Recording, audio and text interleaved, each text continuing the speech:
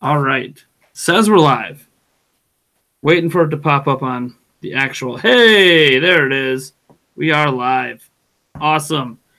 Hey, everyone. Welcome to our first ever episode of Primecast. Primecast Live, to be specific, because it is the only live podcast we have here at Nintendo Prime. And this podcast deals specifically with news topics. We are just going over the past week of Nintendo news, basically picking out some of the biggest news from that week and talking about it, having conversations, giving opinions, etc.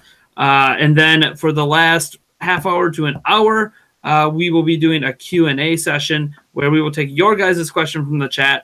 Please save your questions until then, pinging me throughout the whole hour and a half that we're first talking about news. I'm not going to get to your questions. Wait for the Q&A segment. Obviously, if you super chat or do anything like that, you super chat or donate. We don't even have a donation link up, so I guess super chat's only tonight. If you do that, that'll obviously push your question to the top of the queue, but please wait. Wait for the Q&A time to do all that stuff. I will try to shout you out if you do shoot super chat, but we're not. This isn't about the super chats tonight. This is about the discussion, as it's going to be now every single Friday. And what I want to do before we get going is introduce our panel. Hopefully, most of these people will be here every Friday. They might miss once in a while. It happens. And we'll be bringing other YouTubers in as well. We had HMK, who wants to be part of this but couldn't this week because of a prior commitment. Bob from Wolf Den wants to pop on once in a while. So we'll be getting some other YouTubers in as well. At one point, we might have as much as 8 people on the podcast. So who knows how crazy it's going to get. But let me introduce our panel. First off, I'm just going to go in order from left to right that it shows me on here. We have AJ from Fanatix 4. Hi, hello. I make video essay-ish videos every Thursday at 4 p.m. Eastern Time about Nintendo stuff, mostly Nintendo Switch, speculation about their games and whatnot. Good stuff. And for those who are wondering, we will put links to all of their channels at the end of the stream, so you guys can go subscribe and check out their channels and all of that great stuff. Next up, we have someone you guys should be very familiar with here at Nintendo Prime. He does the live streams on our weekends during the days, sometimes. FiveJay Gaming over there. Hey, guys. Yeah, I also obviously have my own channels, but I do lots and lots of live streaming. Occasionally, I'll make an edited video, hoping to carve out some more time to make some more edited videos, because I do have some ideas cooking. So take a look out for those in the future. Nice, nice. And someone who we have not had on our channel in quite some time. He's been on the Nintendo Prime podcast in the past, but I think the only live stream we've ever done together was when I was on your podcast on your channel. Mr. GameOverJesse. Yes, thank you. I am Jesse, or as some of you all may know me as GameOverJesse. I am a huge fan for a long time of Nate's Nintendo Prime here, a newer fan of FiveJay, and a brand new fan of AJ here. So please go check out everybody who has been featured on this podcast to help support their YouTube channel. Yes, yes, yes. All right, let's get right into the news. As I said, the first 90 minutes of the podcast is spent talking just about the news, getting the topics out there. We'll try to create a regular flow here. You guys just jump in when you feel like you got something to say, and if you don't, well, I guess that's a dud of a topic, huh? I think, obviously, the biggest news today, at least in the world of Nintendo, is that Nintendo Labo has released. A lot of people were anticipating this day. Some gamers weren't necessarily digging it. I think every YouTube channel that had bought Labo, I guess, or had a press kit of Labo, has had videos come out today. I've seen Giant Bomb did like a 10-hour live stream of trying to put together Labo, and I think they failed or something. I can't remember. So I guess just to kind of throw it out there, like, what are your guys' thoughts on Nintendo Labo in general? Like, it's out today. Are any of you guys getting it? Have you gotten it? Is there anything you like about it? Do you think it's just a gimmick that's going to pass in a few months? I think Labo is very cool. Not necessarily for me. I have a niece who's really into playing games, and she always wants to look for an excuse to play my Switch. 1-2 Switch was really big for her. I'm not so much. I was going to do a whole thing about it. I was going to do like a BuzzFeed-esque like 7-year-old plays Labo, but somebody else already did that. So I was like, I can't. I don't want to do it now. So I'm kind of holding off on that for a little bit. I think it's a cool idea though. That's good. Anyone else got thoughts? I think we got two different good perspectives here because some of us on this particular live podcast have children and some of us do not. So me personally, I don't have kids, and I think it's a really cool idea. And I could see them, like I could maybe see using like the motorcycle one and like a sweet like super hang-on arcade. That'd be sweet. But largely, I don't think it's something that I'm particularly interested in. But I think it's a much faster way for them to crank out peripherals than trying to get molded plastic stuff. So that's cool. Sure. It's see, obviously I'm a parent of 3 children. My kids didn't seem that interested when I showed them the Labo trailers, and that's, I guess, to be expected. It's a 2-year-old, a 4-year-old, and then the only one who might be interested, my daughter who's 7, and she seems kind of sort of interested, but only in so much that I build everything and she plays with it. So I am almost more excited for it than she is because growing up anyways, I was always a build-it-yourself guy, right? Like I like building things. I did, all of the the soapbox race cars and stuff in Cub Scouts. I did model planes. Legos were like huge with me. Oh, yes. I used to build also. I had the Hot Wheels tracks, and like we had these plastic long tracks that you could just set up and make your own tracks and do crazy things like off the ceiling, and it was nuts. And I used to just like building all my own stuff and tearing things apart and putting them back together. And this is where you're building something from scratch, and it looks really exciting. Like the moment they showed the piano, because I used to be like a musician. I should call myself a musician. I used to be in band back in high school. Same thing. That counts. Same thing. I was in choir too, right? Like I cross all gambits here. I was excited about it. Just like I understand how it all works. I get it, but just like the idea that I just built this thing out of cardboard, stuck a Joy-Con in, and I'm playing music. It's just really interesting to me. I'm more interested in that than the robot kit. I'm interested in how the robot kit works, and my kids are more interested in the robot kit because it's showing people punching things. Because it's a robot. It's a robot, right? It's a robot. Yeah. But we'll see. I haven't picked it up yet because the initial kits are quite pricey. Mm-hmm. They do fall in line with do-it-yourself kits, so it's not like it's out of line for the place that it's in. It's only $20 more than a traditional video game. Yeah, but I think the biggest factor on that is that you can't get the software digitally, and I don't know if the software is differentiated at all. Like, I don't know if you buy one Labo kit, then you're set because you can just get the templates that they have and then make your own kit through 3D printing or just getting cardboard and cutting it out and doing all that stuff. It's separate games. Yeah, so like I think that's the biggest factor. Like if you want the whole experience, are you buying the same game twice, or is the cardboard like that it comes with? Does that decide what software comes with it? Yeah. So there's 2 sets of software right now. There's Toy-Con 1 and Toy-Con 2. Toy-Con 1 is what comes with the variety pack. Toy-Con 2 is what comes with the robot pack. They both supposedly have Garage, which is where you can build your own stuff. But you build your own stuff based on what's included in that Toy-Con pack. So like the variety pack so is more options. The software itself is limited to what Toy-Con come with. Yes. Okay, so yeah, that makes more sense. Yeah. Now you can buy extra cardboard, of course. Nintendo sells them online on the Nintendo Online Store. They'll probably have some of the packs appear in retail as well. They seem, I guess, okay priced. But I think what's really cool about this, and this is why I don't understand why they didn't do it digitally, is not only can you buy all the cardboard individually anyways, they actually released PDFs today of all of the designs, so you can actually just take cardboard you already have and build it out of that. Or you can go the extra mile and try to do it out of plastic. You could 3D print. You could 3D. Fun fact: when they actually start, hey, Edward Norton, thank you so much for your $4.20 for 420 day. Thank you so much, man. Edward Norton. You can always rely on him to get those references in on his donations. So yeah, it's really interesting to me that now, man, that 420 just really threw me off. Thanks, Edward. Somebody has to donate $69.69. Oh boy. I think you're right though about the building. Seems like the most fun part to me. I'm most worried about the software getting old as an older person without kids. You know, I'm not going to be playing with anybody else. I'll be alone trying to play with these things, and it'll be fun building them. But then, for me, and I feel like this is kind of like a underserved part of this game, that the garage aspect is really cool, especially for kids. Like that's really good, like fundamentals for coding.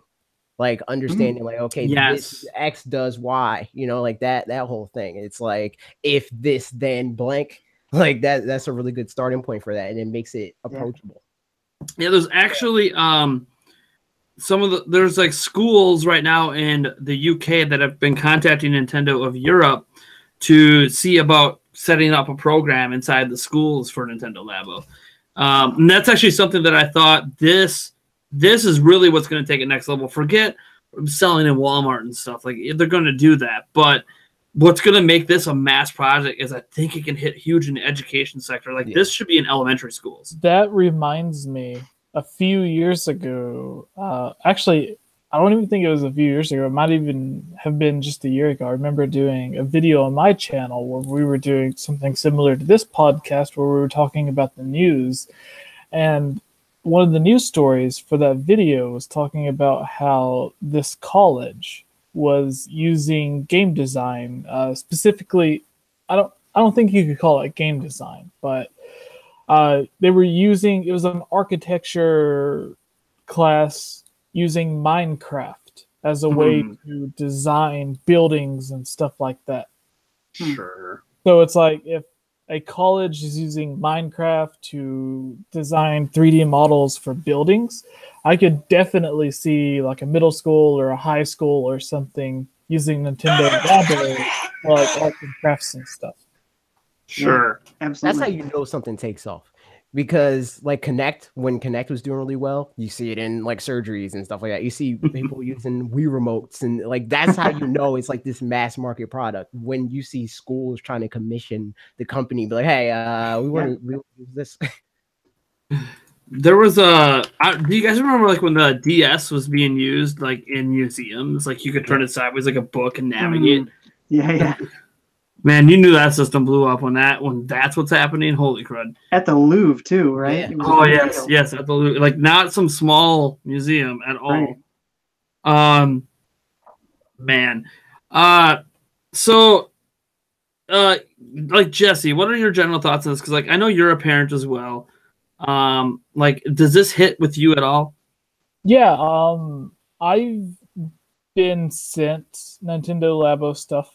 Or not Nintendo Labo. I've been sent Nintendo stuff, Nintendo games for review, but I wasn't sent Nintendo Labo for review. But with that said, it is still something that I would go out and purchase myself, just because it is one of the few video games, with my daughter almost being 3 years old. It's one of the few things that I think she would be able to play around with and actually understand, especially with like some of the music stuff that they have, where you can build the cardboard into a piano and press certain keys to make notes and stuff. Actually, like right before this podcast started, I seen I almost said Nintendo Prime. That's you. I almost seen Spawn Wave.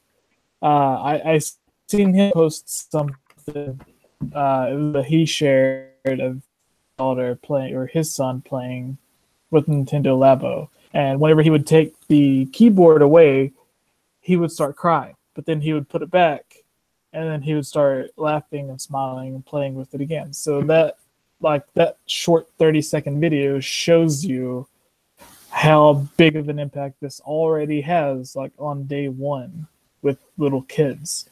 So I already think it's a success, and there's been interviews that I've seen where Fujibayashi, is that sure, close enough. Sure. One of the people in charge at Nintendo was talking about instead of releasing newer iterations of the Nintendo Switch, like they did with like the 3DS XL or the new 3DS, they were just going to release different things that the Switch could connect to in terms of hardware, as opposed to releasing a brand new Switch to make more profit, more money.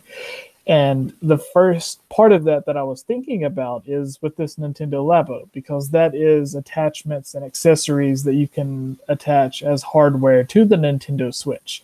And the profit margins for the Nintendo Switch with Nintendo Labo have to be off the charts, especially since this is essentially cardboard that they're releasing, which could be like pennies on the dollar.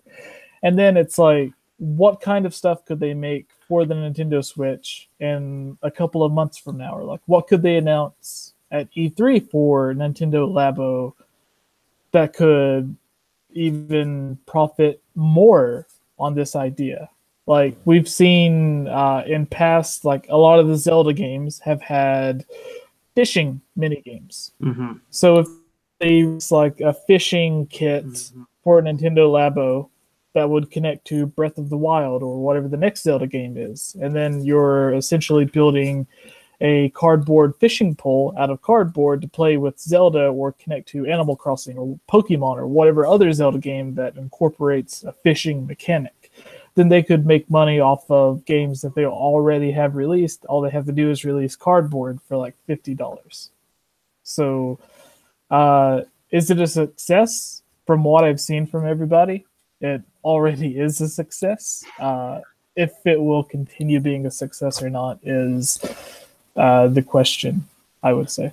I mean, the biggest thing with this is that it'll be a quiet success, because people like us aren't really going to dwell on this for that long. You know, like there's not going to be that many videos of like, oh, I'm still playing Labo, you know, but like 100 hours in, like I was playing with Labo in my science class, it was great. You know, it's gonna sell a lot, but like we're not going to hear about it until Nintendo comes out and like with a financial report and be like, yeah, we sold 30 million units of Labo.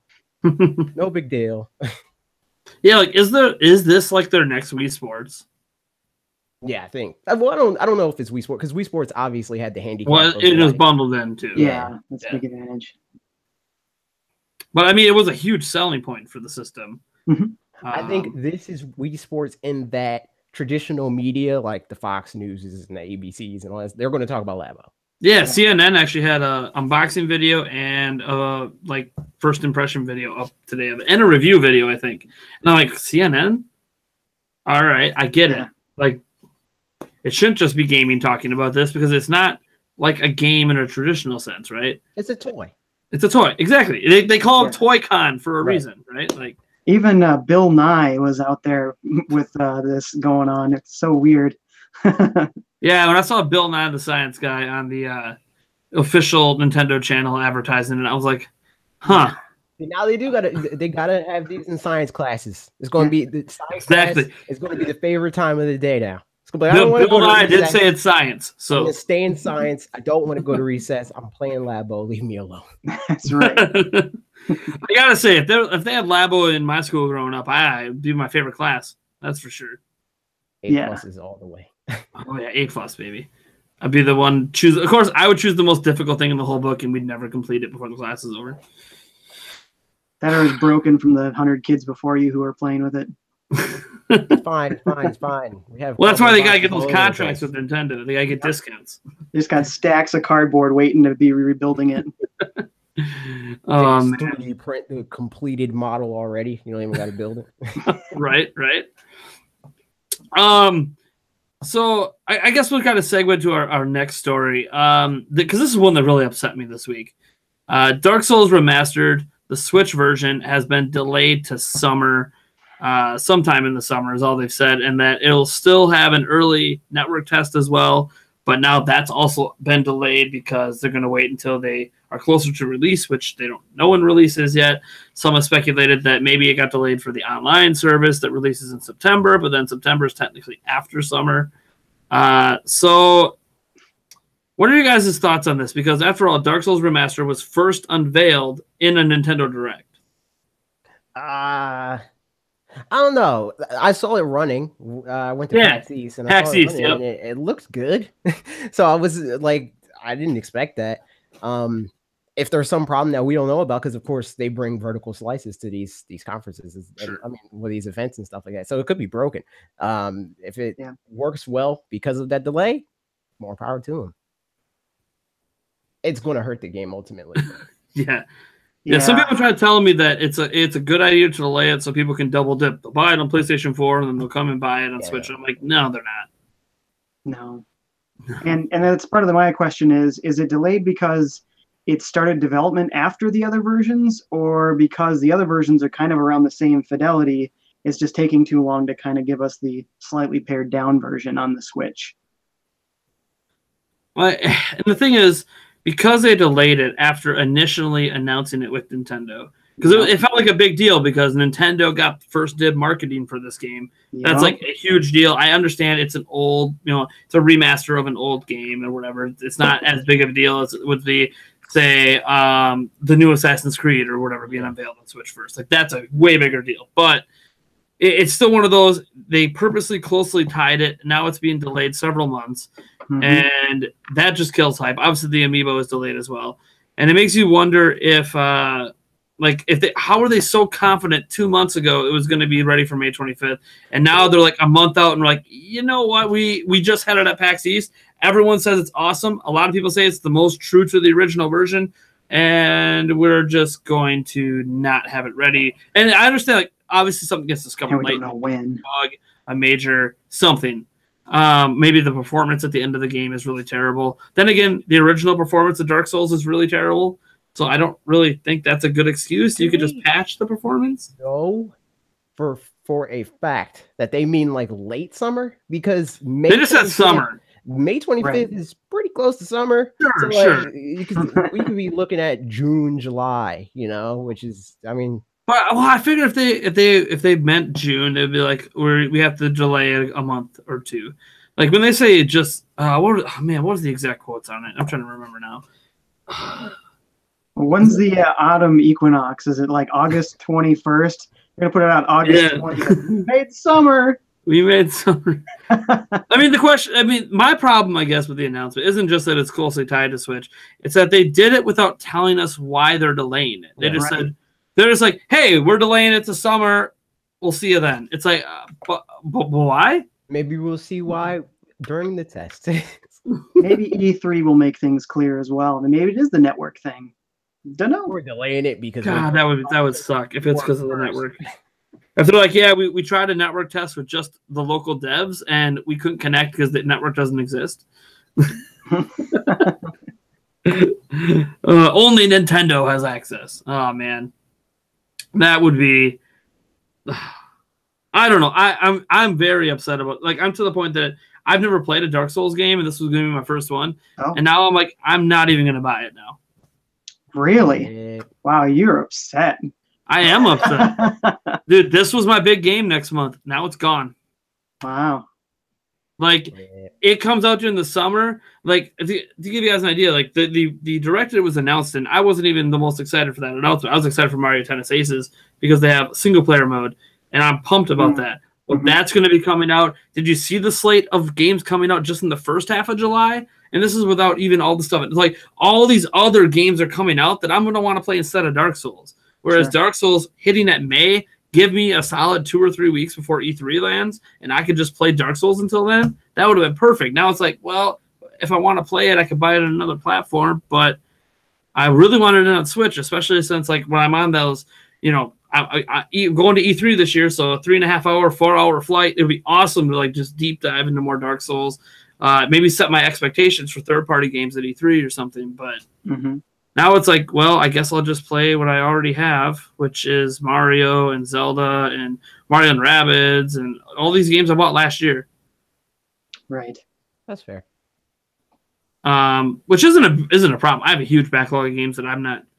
I got no complaints. I just got Blossom Tales, and I'm like, when am I going to beat Blossom Tales? Because I haven't even finished Golf Story yet from last year. So it's like, oh yeah, me either. So I've got no complaints about the amount of games I had to play, but Dark Souls was going to be like my big AAA, like my next AAA diving game, and one that I expected to be very entertaining on live streams because I've never played before. So I'm just going to die a lot, and I know I'm going to die a lot, and people get to see my frustration live as a first-time player, but we'll see. Maybe, you know what? Maybe we'll end up hitting our review stretch goal on Patreon, and by then, like, the patrons will be like, you have to review the games, and then I have to buy it. There you There go. you go. Sorry, I'm so disappointed right now. I think Jesse disconnected too.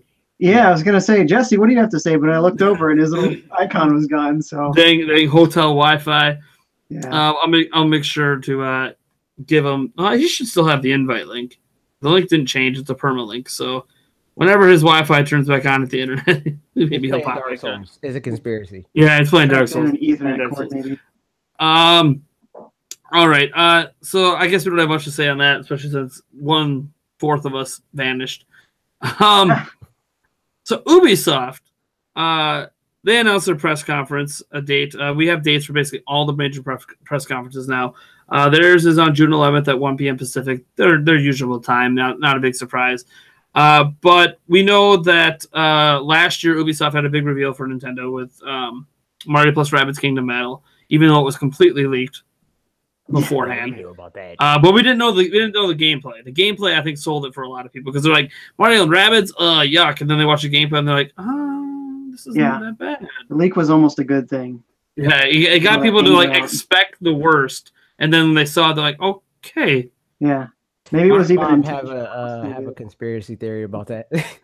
What's that? Like the thing that really shifted people over to the like we're Team Rabbids is what's his name, Davide? Yeah. Oh, sure. The creative director. Him crying, that sold that game. There's like, oh yes, this is not just this like sellout moment of like we get to use Mario. Let's throw Rabbids and Mario together because they'll probably sell. You know, like that sort of thing. It was like, no, this is a passion project. This man's over here crying. Yeah, it's like a dream. Like he's always wanted to do this, and see the Rabbids fight alongside Mario. And it was such a cool thing too because they didn't have any permission from Nintendo when they just went up to Nintendo and be like, hey, so we kind of made this thing. What do you think? And Nintendo's like, yes, do that. We still have to approve everything. Did we do that? Did you steal that model from us? Like, what's going on here? Yeah, that was cool. So that's why I think it's interesting highlighting the Ubisoft one, especially since the news landed this week. Is there like any big Ubisoft game, whether it's coming to Switch or not, that you guys might be anticipating being announced or getting a first look at possibly at E3 this year? I want whatever they do. I don't care if it's 45 frames per second or whatever. Like Just Dance 2019. As many stuff that they want to put on Switch, put it on Switch. I want to see their next Assassin's Creed on Switch. I want to see what else? Watch Dogs. I want to see that on Switch. I want to see literally everything because like a portable version of a game is always a good thing for me. Sure. Now, didn't Ubisoft announce? Weren't they the ones that announced Steep? Yeah. But I'm waiting on that one. Steep was a bad announcement to make anyway. I think that was less of like, oh man, this is impossible to get it to run, and more of like, this isn't a huge priority because it isn't even really doing well on the platforms that it's already on. This is true. I just have one of my viewers that always like brings it up every stream, so gotta rep him out there. Come on, Ubisoft, get us that Steep. Yeah, I think I had one Q&A question about it one time, and I'm like, I don't know what to tell you. Yeah, it's a game that is technically still coming, has never been canceled, but no one cares. Who looks at Steep and is like, yeah, that's more technically advanced than Doom. That can't possibly run on Switch. It's like, what? No, it's not like a question of that, right? Like, it's just not a priority. It's like Doom was a dud. Doom and Wolfenstein have kind of like set the bar where it's like, okay, certain AAA games can come. Yeah, like it's hard to use that excuse. Yeah. The only excuse I can give is for like maybe a Call of Duty that doesn't want to sacrifice its graphic fidelity to a certain point that they have to do 30 FPS. Like because they value 60. I could see maybe that being another thing, but then I'm like, but they put it on Wii. So right. You know what, Dev? Well, I can see flat out like, no, we're not even looking at Switch. It's CD Projekt Red, and that's about it. Because mm, once Sure. Bethesda was on board, like they're like right under that bar of like CD Projekt Red. Because CD Projekt Red, they pride themselves on that. You know, like that's their whole Yes. thing of like we're this boutique studio. Like we make these super high production value games for not that much money, and we put our games on the most powerful platforms that we possibly can. I can see them being like, nah, you're not getting The Witcher 3 or Cyberpunk 20 whatever that game's called. I think an interesting example is Rocket League, because originally they had stated that they absolutely had to have Rocket League 60 frames per second, no sacrifices, or it'll be unfair for you online. Well, we know along the way they decided, you know what, we'll give you an option. Either you can have the performance mode or the graphics mode, and you either get 60 frames or you get 30. It's up to you. So I could see, some developers eventually bending a little bit and saying, okay, here's what we want, 60 frames, but maybe you want the graphics. Okay, here's 30 frames. Right. 30 Because frames. I can see why, like, as a developer looking at like Wii U, right?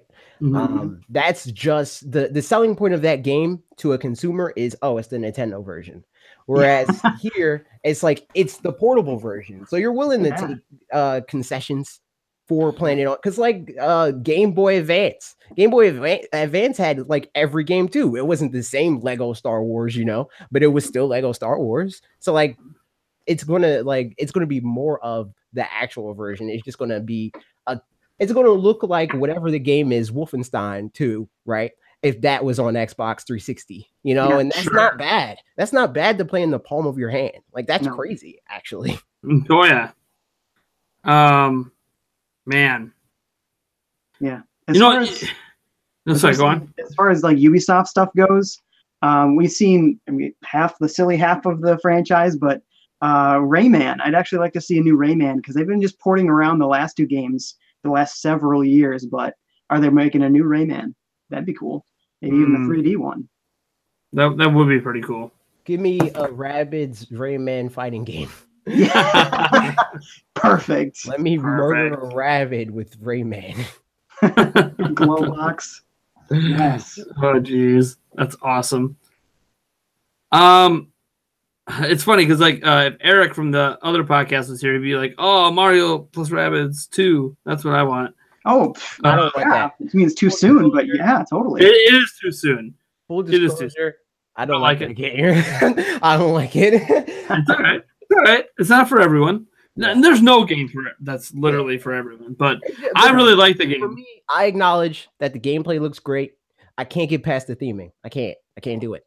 I can't do it. Maybe you should try it though, because I hate the Rabbids too. I totally hate those Rabbids. They suck.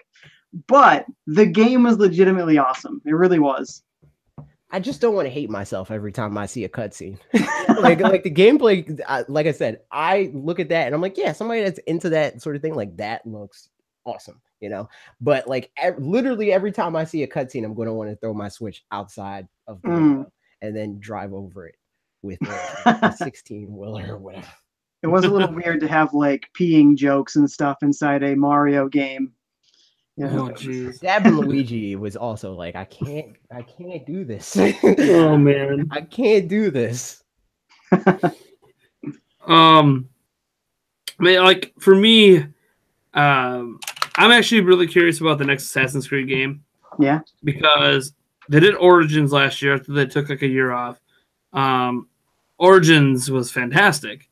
From everything, I haven't played it, but the reason I haven't played it is because of my job here at Nintendo Prime, not because I don't want to play it. Like I've seen so many streams and so many videos, read a bunch of reviews. Like it looks awesome. I mean, Egypt, and it seems like they did everything right, like they used to do back with 2 and a couple of the follow up to 2s before it kind of started going downhill after 3.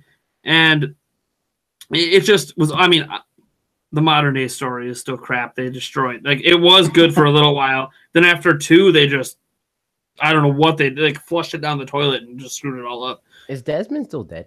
Spoilers, I guess. I think. I don't know. He's been dead for I don't even know how many games. Well, and I think we're really going to see it come to the platform. Maybe not that game specifically, but because we have seen Assassin's Creed come to Nintendo before. Yeah, with Wii U. Was it a Black Flag? 3 and Black Flag. Yep. Oh, see, yeah, precedence has been set. Yep. 2 years in a row, and the reason, or at least the theoretical reason, Origins was never even in consideration, was because the engine it was made on was already a very difficult to work with older Ubisoft engine that would have took too much customizing to get to run on Switch. Right. Whereas that game a long time ago. Yeah. Like, whereas wasn't even a thing. Whereas the newer Assassin's Creed games are supposed to be running on Snowdrop, which is what The Division and also what Mario plus Rabbids Kingdom Battle ran on. And the Mario plus Rabbids Kingdom Battle, people said we were actually surprised how easy to get that engine to run on Switch was. Like they had to touch anything and it just worked. Now some of the art style or whatever, but we're talking about the engine. Art style is irrelevant. The engine itself just worked. They didn't have to do much. So that means to me that if they wanted to bring other Assassin's Creed games over, if they're using Snowdrop, then I think it's a definite possibility. So I want to know. I think they confirmed that all their future games. Yeah, maybe I'm conflating that with like EA or something. No, yeah, they're trying to do the EA thing where everything runs on, I think, Frostbite over there. Yeah. So that Frostbite sucks in terms of adaptability. Like their engine's kind of if they were antiquated in that way. They should have just kept it to sports or something like that and just. Anyways, they're trying to spread that engine too thin for too many different games. But Ubisoft's now going to try the same thing with Snowdrop, and we'll see how that goes. Maybe it'll end up working all right, but I think that's a smart approach. It's just mostly a smart approach if your engine is adaptable. Like the what is it? Tech 6 engine? ID Tech 6, yep. Yeah, that's a crazy adaptable engine. Like you can get that to run on anything. Sure. And I think that's a bigger sign of modernity for an engine than we can push the best graphics, because most people that are playing games aren't playing games outside of our sphere. Most people that are playing games are playing it on their smartphones. So if you can get your game to run on that, you're golden. It might be, that's obviously not going to be the same exact experience on a smartphone, but having an option is not something that will hurt you. No, not at all. I mean, I'm just really curious what Ubisoft's plans are, because they were big in on Wii U for a few years before they dropped out.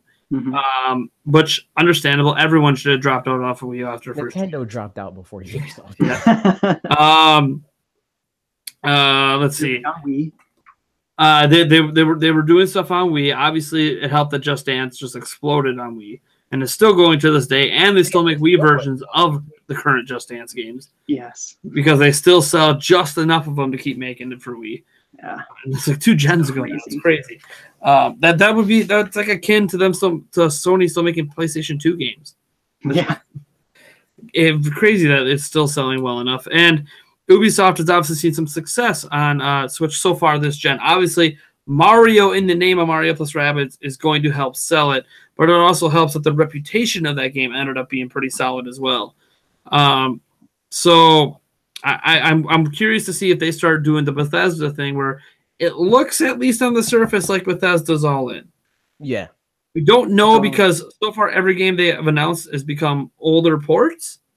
Doom, Skyrim, Wolfenstein 2 is coming a year after, but that's understandable. Doom and Wolfenstein, I think that's a sign that they're all in, because they're older on the generation, but it's not last generation's game. Sure. Exactly. Skyrim is more of that thing of that's last generation's game. Skyrim's in everything.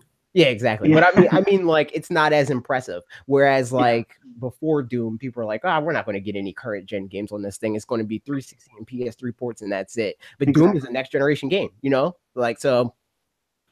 Yeah, it's I will fully believe Bethesda's all in if every game they announce at E3 this year is also coming to Switch.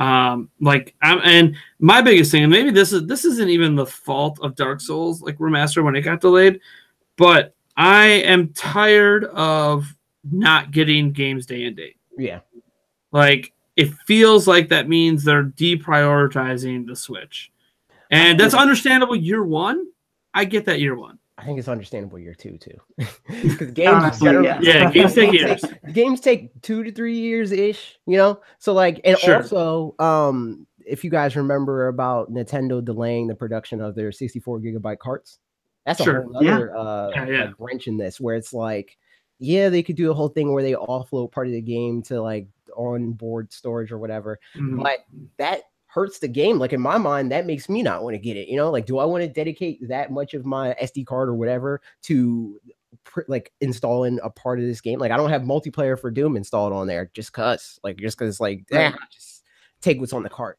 So like, I think sucks. 32 gigabytes that we couldn't fit on the current game card. Here you go. Get it? It's not a 32 gigabyte card. They could down on that. Yeah, Doom could have actually fit on the 32 gig cart, but the price of the carts. Yeah, sure. They don't want to eat the cost of the carts to keep the game price down. Well, this is like that's on Nintendo. Again. Nintendo has to eat some of the profits on those carts. I think that'll change as time goes on too. Like even them not wanting to. I mean, obviously, like the price is going to go down as time goes on, but I think developers are gaining more confidence in Switch where they're willing to eat that cost. And I think it's going to be something like, EA or some company coming to Nintendo and be like, look, we'll bring you like current gen versions of our best, but you need to eat some. You got to eat some costs on those carts because we're not paying. We're not going to pay 8x more than we pay for the Blu-ray disc. Like it's just not going to happen.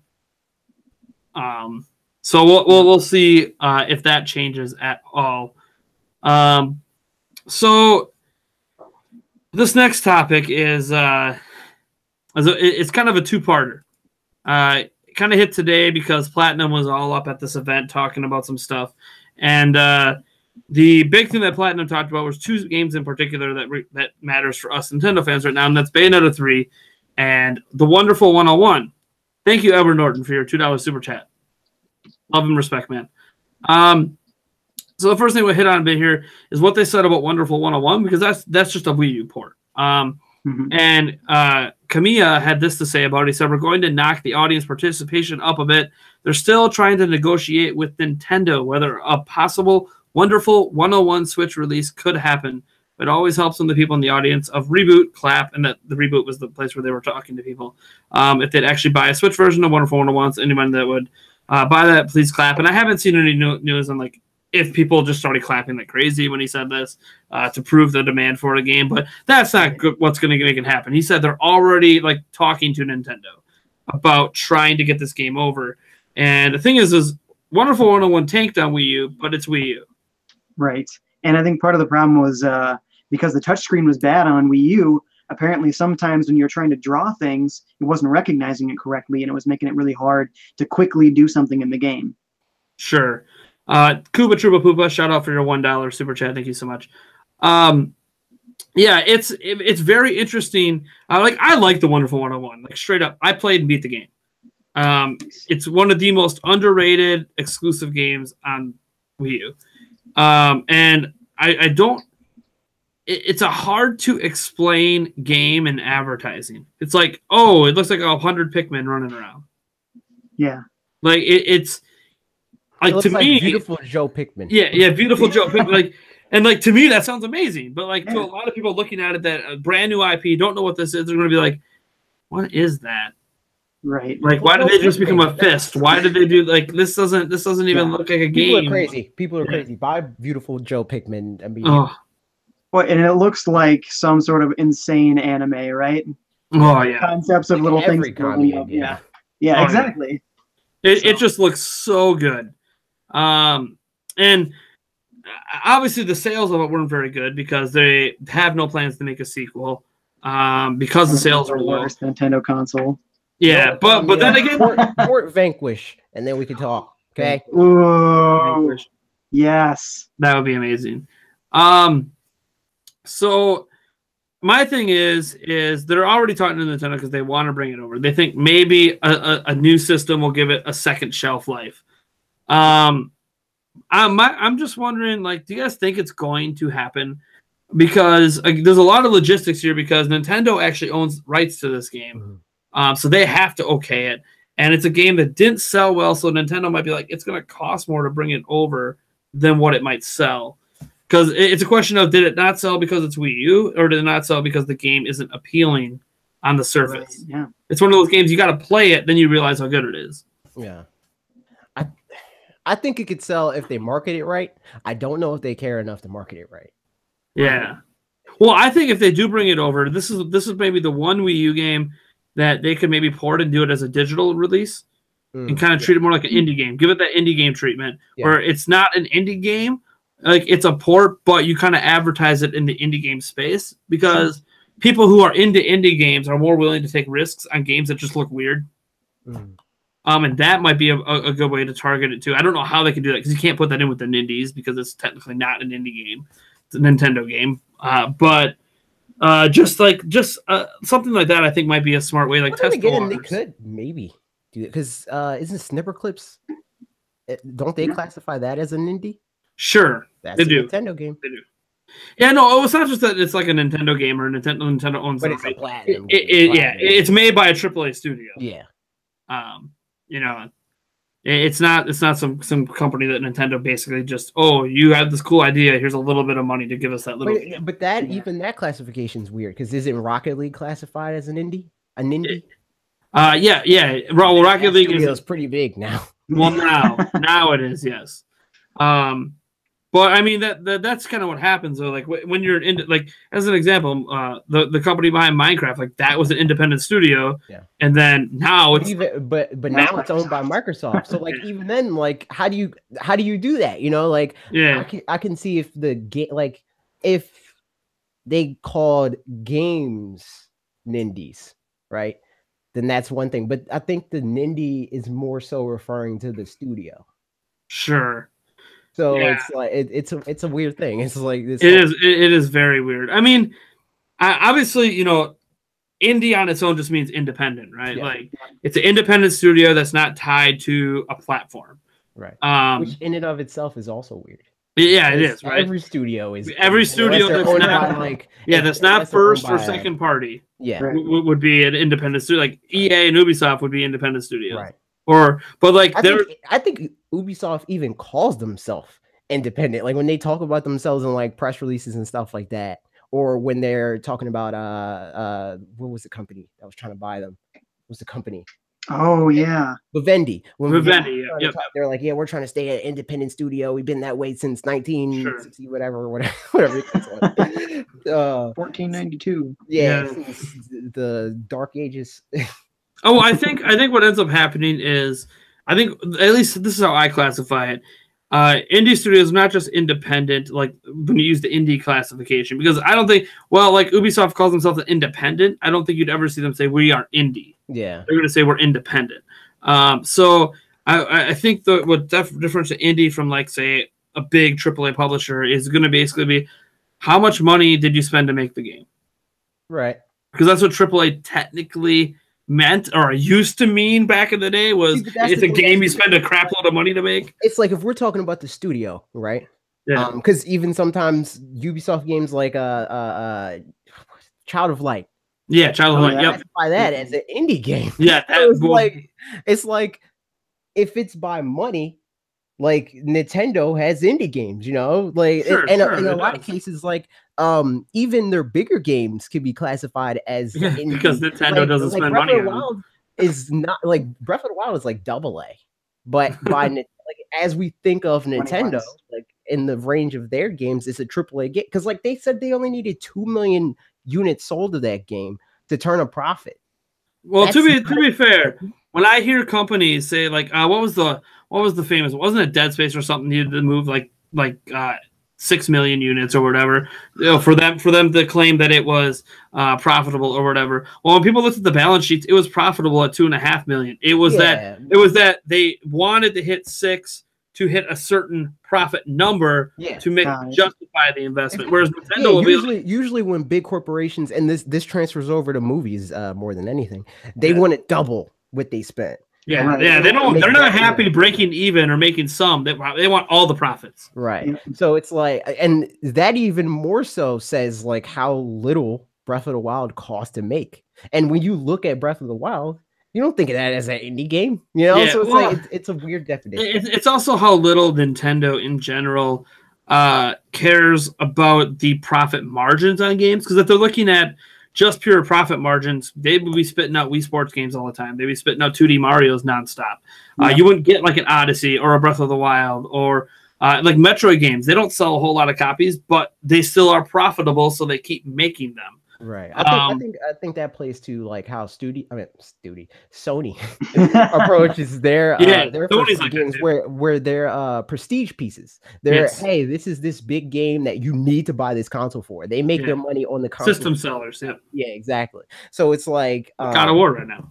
Exactly. Yes. So it's like they're like Horizon Zero Dawn. Like if that was made by Ubisoft or Activision or whatever, they wouldn't be happy with that game. That game sold under 5 million units on an 80 million install base. Oh, yeah. But because it's like this huge game that's like it's beautiful, it's like this technical marvel and stuff like that, it's worth it for Sony. Same thing with Death Stranding with Kojima and stuff like that. Oh yeah. I mean that's it's such a weird moniker. It's one reason why I'm glad Nintendo right now on the Switch eShop doesn't try to differentiate between indie, Nintendo, and AAA. Just like, no, you're just games. We make games. That's just the way it's going to be. Edward Norton, I think you just did a $1 super chat a little bit ago. Thank you so much, my man. In fact, for all you guys out there, I'll do a little shot on your guys' behalf. I heard somebody once mention, like, AAA kind of stuff. Well, because we have a range of indie games, maybe we start rating the indies on an I scale. Here's a triple I indie studio. Here's a double I indie studio. You know what I mean? Yeah, double I. Yeah. It used to be so cut and dry back in the day too. Like you would have Braid, Super Meat Boy, like basically everything. But before indie games like first became indie games, like way back when, you basically had your shovelware, your B tier, and then your double A and triple A. Double A was just above B tier because B tier is basically what indie games were, and then you had B tier. So you have like you would have like an ET crappy game that's like B tier, but then you would have Earthworm Jim would be double A, and then like Final Fantasy would be triple A. And it was still easy to kind of tell in there, even though like on SNES and back then, like the games might look similar in quality, but you could tell as you dive in what are the games that had the most time and money put into them. Right. But then like as we progressed into the 3D space, it just became, well, B tier went away because if your first game attempt in there failed, your company went under. And then like double A slowly went away because it was too expensive to keep up with what AAA games were trying to do. The GoldenEyes, the Banjos, the Final Fantasies, the Crash Bandicoots at the time, like all these games going 3D, like people couldn't keep up with them and they weren't making any money. Like people think studios going under today with the ballooning AAA, industry, or whatever, is so terrible. Like this was happening in the 90s. Yeah. We lost a lot of companies in the 90s that people just don't even remember because they remember the Nintendos, they remember the Segas, they don't remember the other games that were on the platforms that weren't made by these companies. They're still around today. Right. A lot of it is money management too. Oh, yeah. Because if The Witcher, if The Witcher 3 can cost $80 million. Oh man. The Witcher 3. If they can make that game for $80 million, there's no reason why you shouldn't be able to make a double A game for 10. And I've argued for a long time that the way Nintendo does it is a way that some Western companies should start looking at, where they hire on employees they intend to keep. So their game budgets aren't like traditional game budgets where it's like, oh, we have, there's a marketing budget, but like the actual game, like the Zelda team's always working on a Zelda game. So they're all salary. So it's not like they look at it as we invested $50 million into Breath of the Wild. They look at it as, no, we just put our Zelda team on it. And then we brought in, and they repurpose a lot of like the physics. That's an investment. That physics. Yeah, they have to use that again. If they don't use that again, they're missing the boat with that. Like even if they use it in a different game, it's not Zelda. Like you got to reuse that somewhere. Oh yeah, put it in Mario. Put it in Mario. Put it in Pokemon. Put the chemistry engine in Pokemon. If you don't do that, you're stupid. Put it in Pokemon. So when I get Thunderbolted, I ragdoll physics all over the screen. No, put it in Pokemon. So when I have a double battle, I use Water Gun, and then I use Thunderbolt, and it makes my Water Gun stronger. Do that. Yeah, there you go. That was a really cool part of Breath of the Wild. There's so much. Breath of the Wild is such a good physics engine behind that, man. So let's just talk about how good Breath of the Wild is for next. Well, okay, so actually we could do that because we'll get to we'll skip for a second because we didn't get on Bayonetta 3 yet, so we'll come back to that because our next topic actually is Breath of the Wild. Yeah. it's weird, right? Like we're actually talking about Breath of the Wild, at this point. We're not on an anniversary. Nothing major happened. However, there was like an art book leak. Because there's a new art book that released in Japan. It will be coming to the US soon. I forget, what was the name of the art book again? I'm trying to look at it.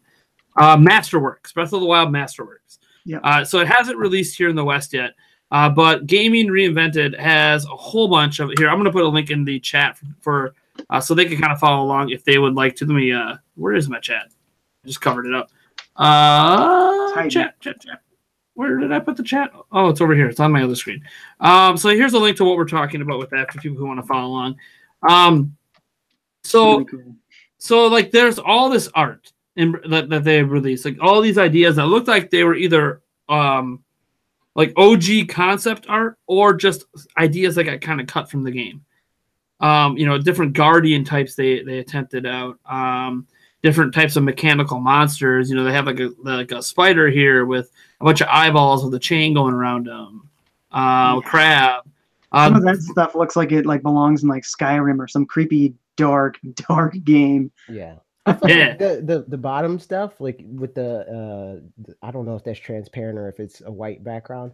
I feel like that's key art. Like that's key art of like this is what we wanted the game to look like. Turned out not looking like that. Yeah. The picture above that with like the guardian golem looking thing, I could see that being something that they cut where it was like, hey, we want to put this in the game, but we're not gonna. Yeah, like the one with like the long legs and all, like that's obviously like that was an initial like, hey, we're tossing ideas out here. Them trying to figure out what tone they wanted to go with. Yeah, but then like you go to the Divine Beast section, and you can see where some of the Divine Beasts like original inspiration, like certain ones you can see like, oh, those kind of made it in the game, just in a different form. Right. But then there's ones that are like, what? Like the alien spaceship. We knew they teased they teased that they tested that at one point. And then there's like a manta ray and a long neck dinosaur with a crane. Yeah, there's a big whale. Big whale too. Yeah, like these are awesome, man. So cool. UFO looks like a jellyfish.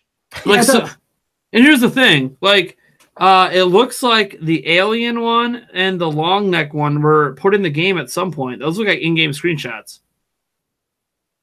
A little bit. Well, maybe not the alien one. That might just be a screenshot with it imposed in, but definitely that one's got lightning all around it. Well, I mean, obviously that became the camel. What's that one again? It could have, yeah, because of Urbosa. Yeah. Out there, but I mean, it's so different from the camel. Yeah, yes, it is, and I think me personally, it looks cooler. It also looks a little more steampunkish. I think a lot of this art looks even more steampunk than what we actually ended up getting. Oh, sure, it definitely looks like the art designers wanted to go that way a lot. Yeah, so that's really cool. Then you look at you scroll down, you see what Hyrule Castletown looked like before it got wrecked. Just a really cool look at it because you only get a brief Twilight Princess. Yeah, it looks like Twilight Princess a little bit. You only get a brief look at the town before it gets destroyed in the cutscene.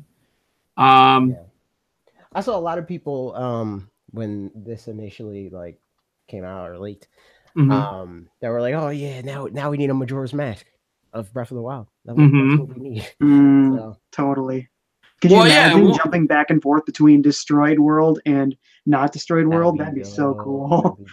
Oh man, can you imagine? I always felt that Breath of the Wild is perfectly set up for a prequel. Yes.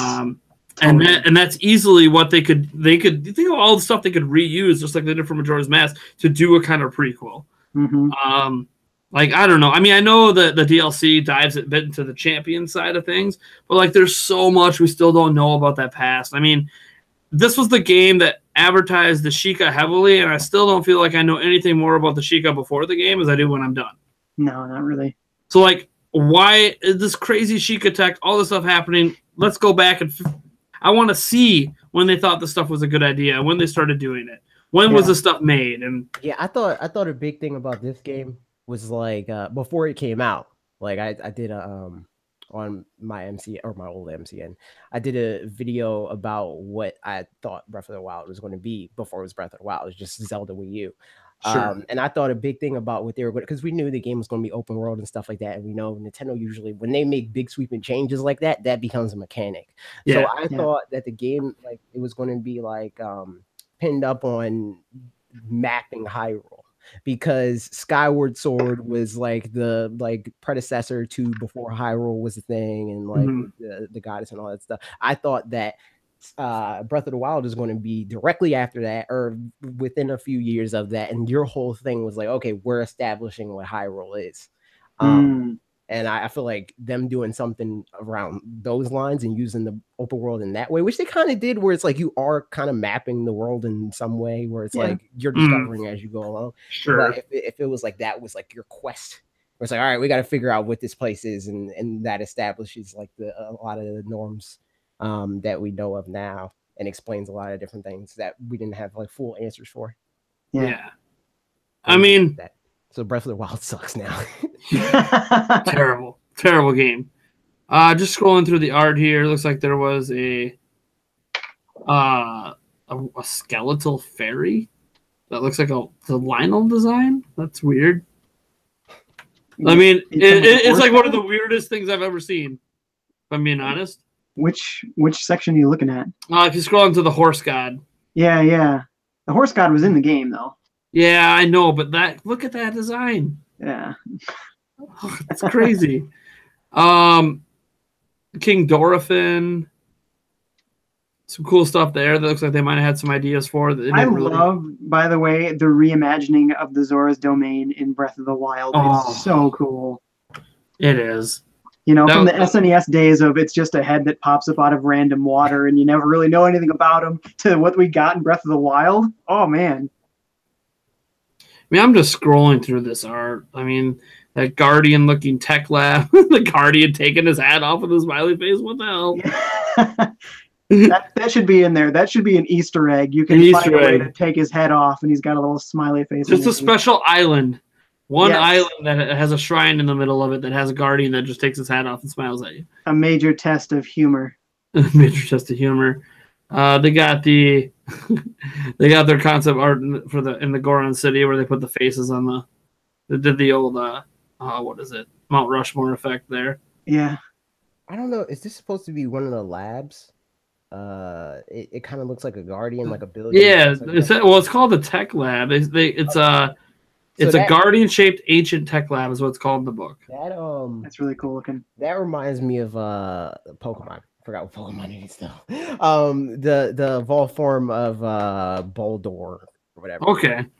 Oh yeah. I see. That reminds me of that. Crap, why don't I know his name either?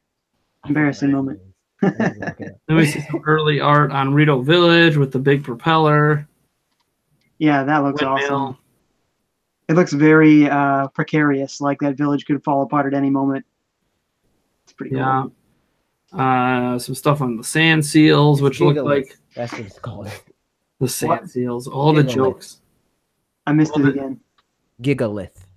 Oh, yeah. That's what got it. The sand seals are super cute. Look at that. He's got like a little picnic basket. Yeah. Like they had a whole bunch of merch in the game they were going to have based on them. Yeah. Then again, they did have a lot of seal jokes in that town. So many. Fairy fountain types. That's cool. Yeah. Yeah, that's really cool. I like those designs. They didn't do that in the game. Mm-mm. That might have been cool. I think we saw a lot of like these Zelda designs.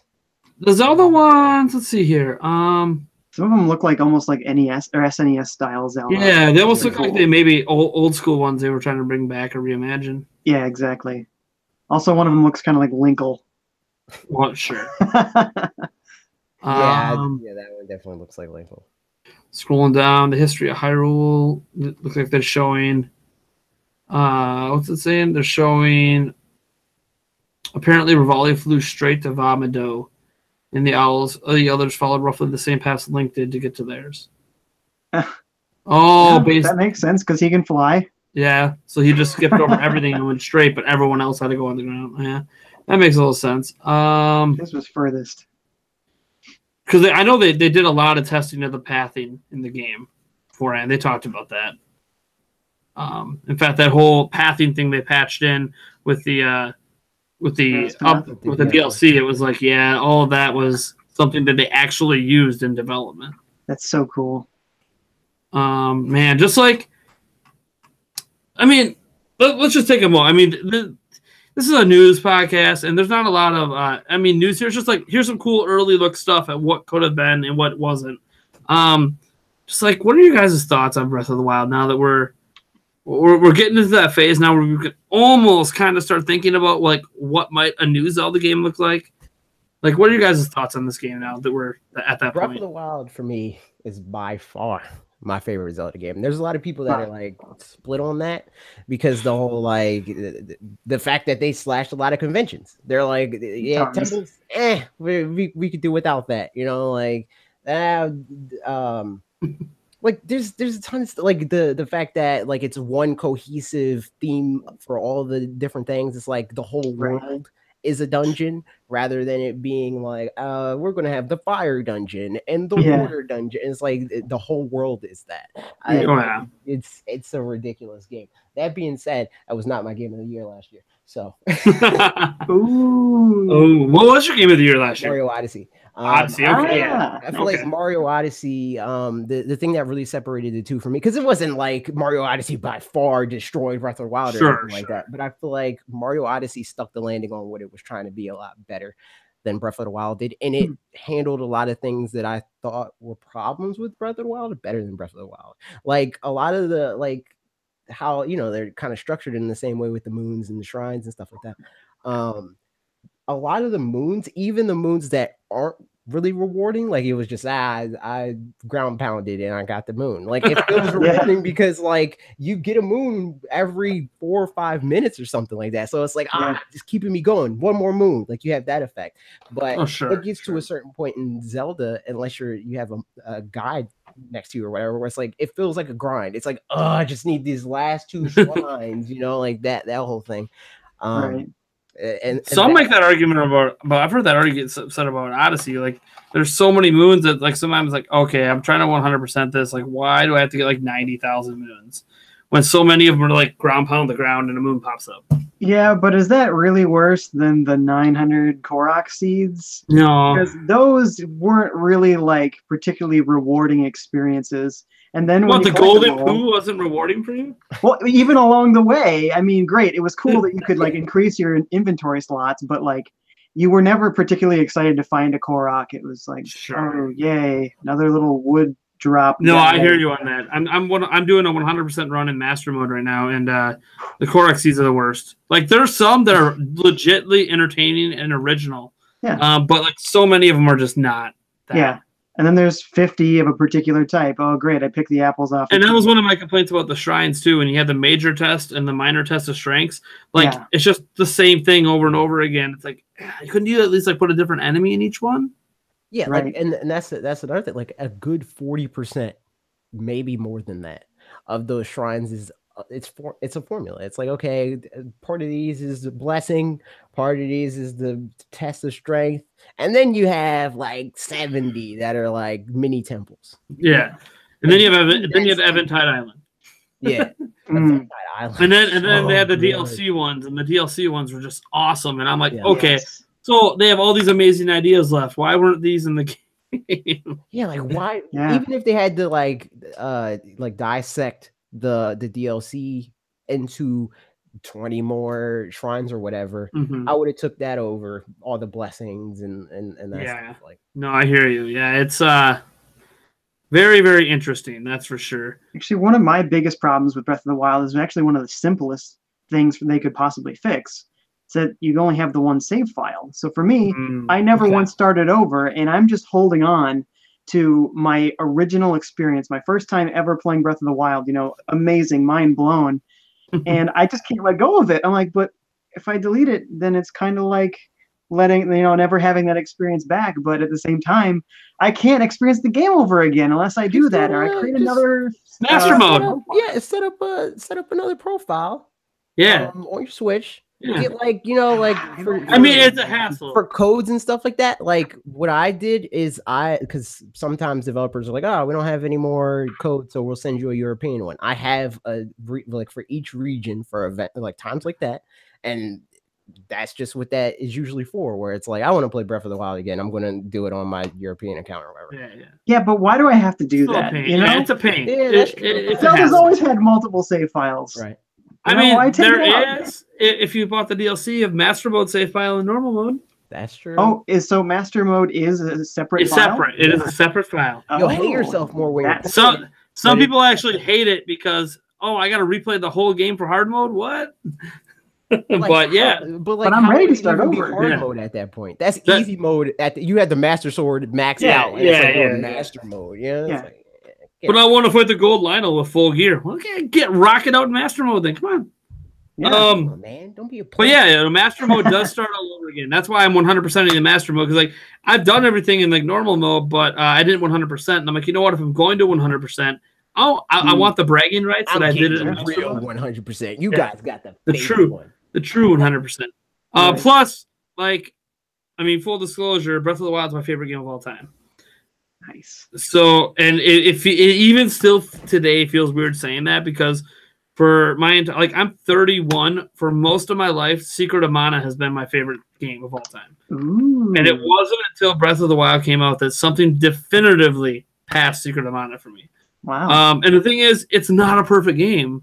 Right. No. Like, I can point out a zillion faults, but every time I turn on the game, it's just, I'm smiling. Yeah. It's just amazing what they did. People get really upset about like that title of like a masterpiece, you know, 10 out of 10. And they think 10 out of 10 has to mean that it's perfect.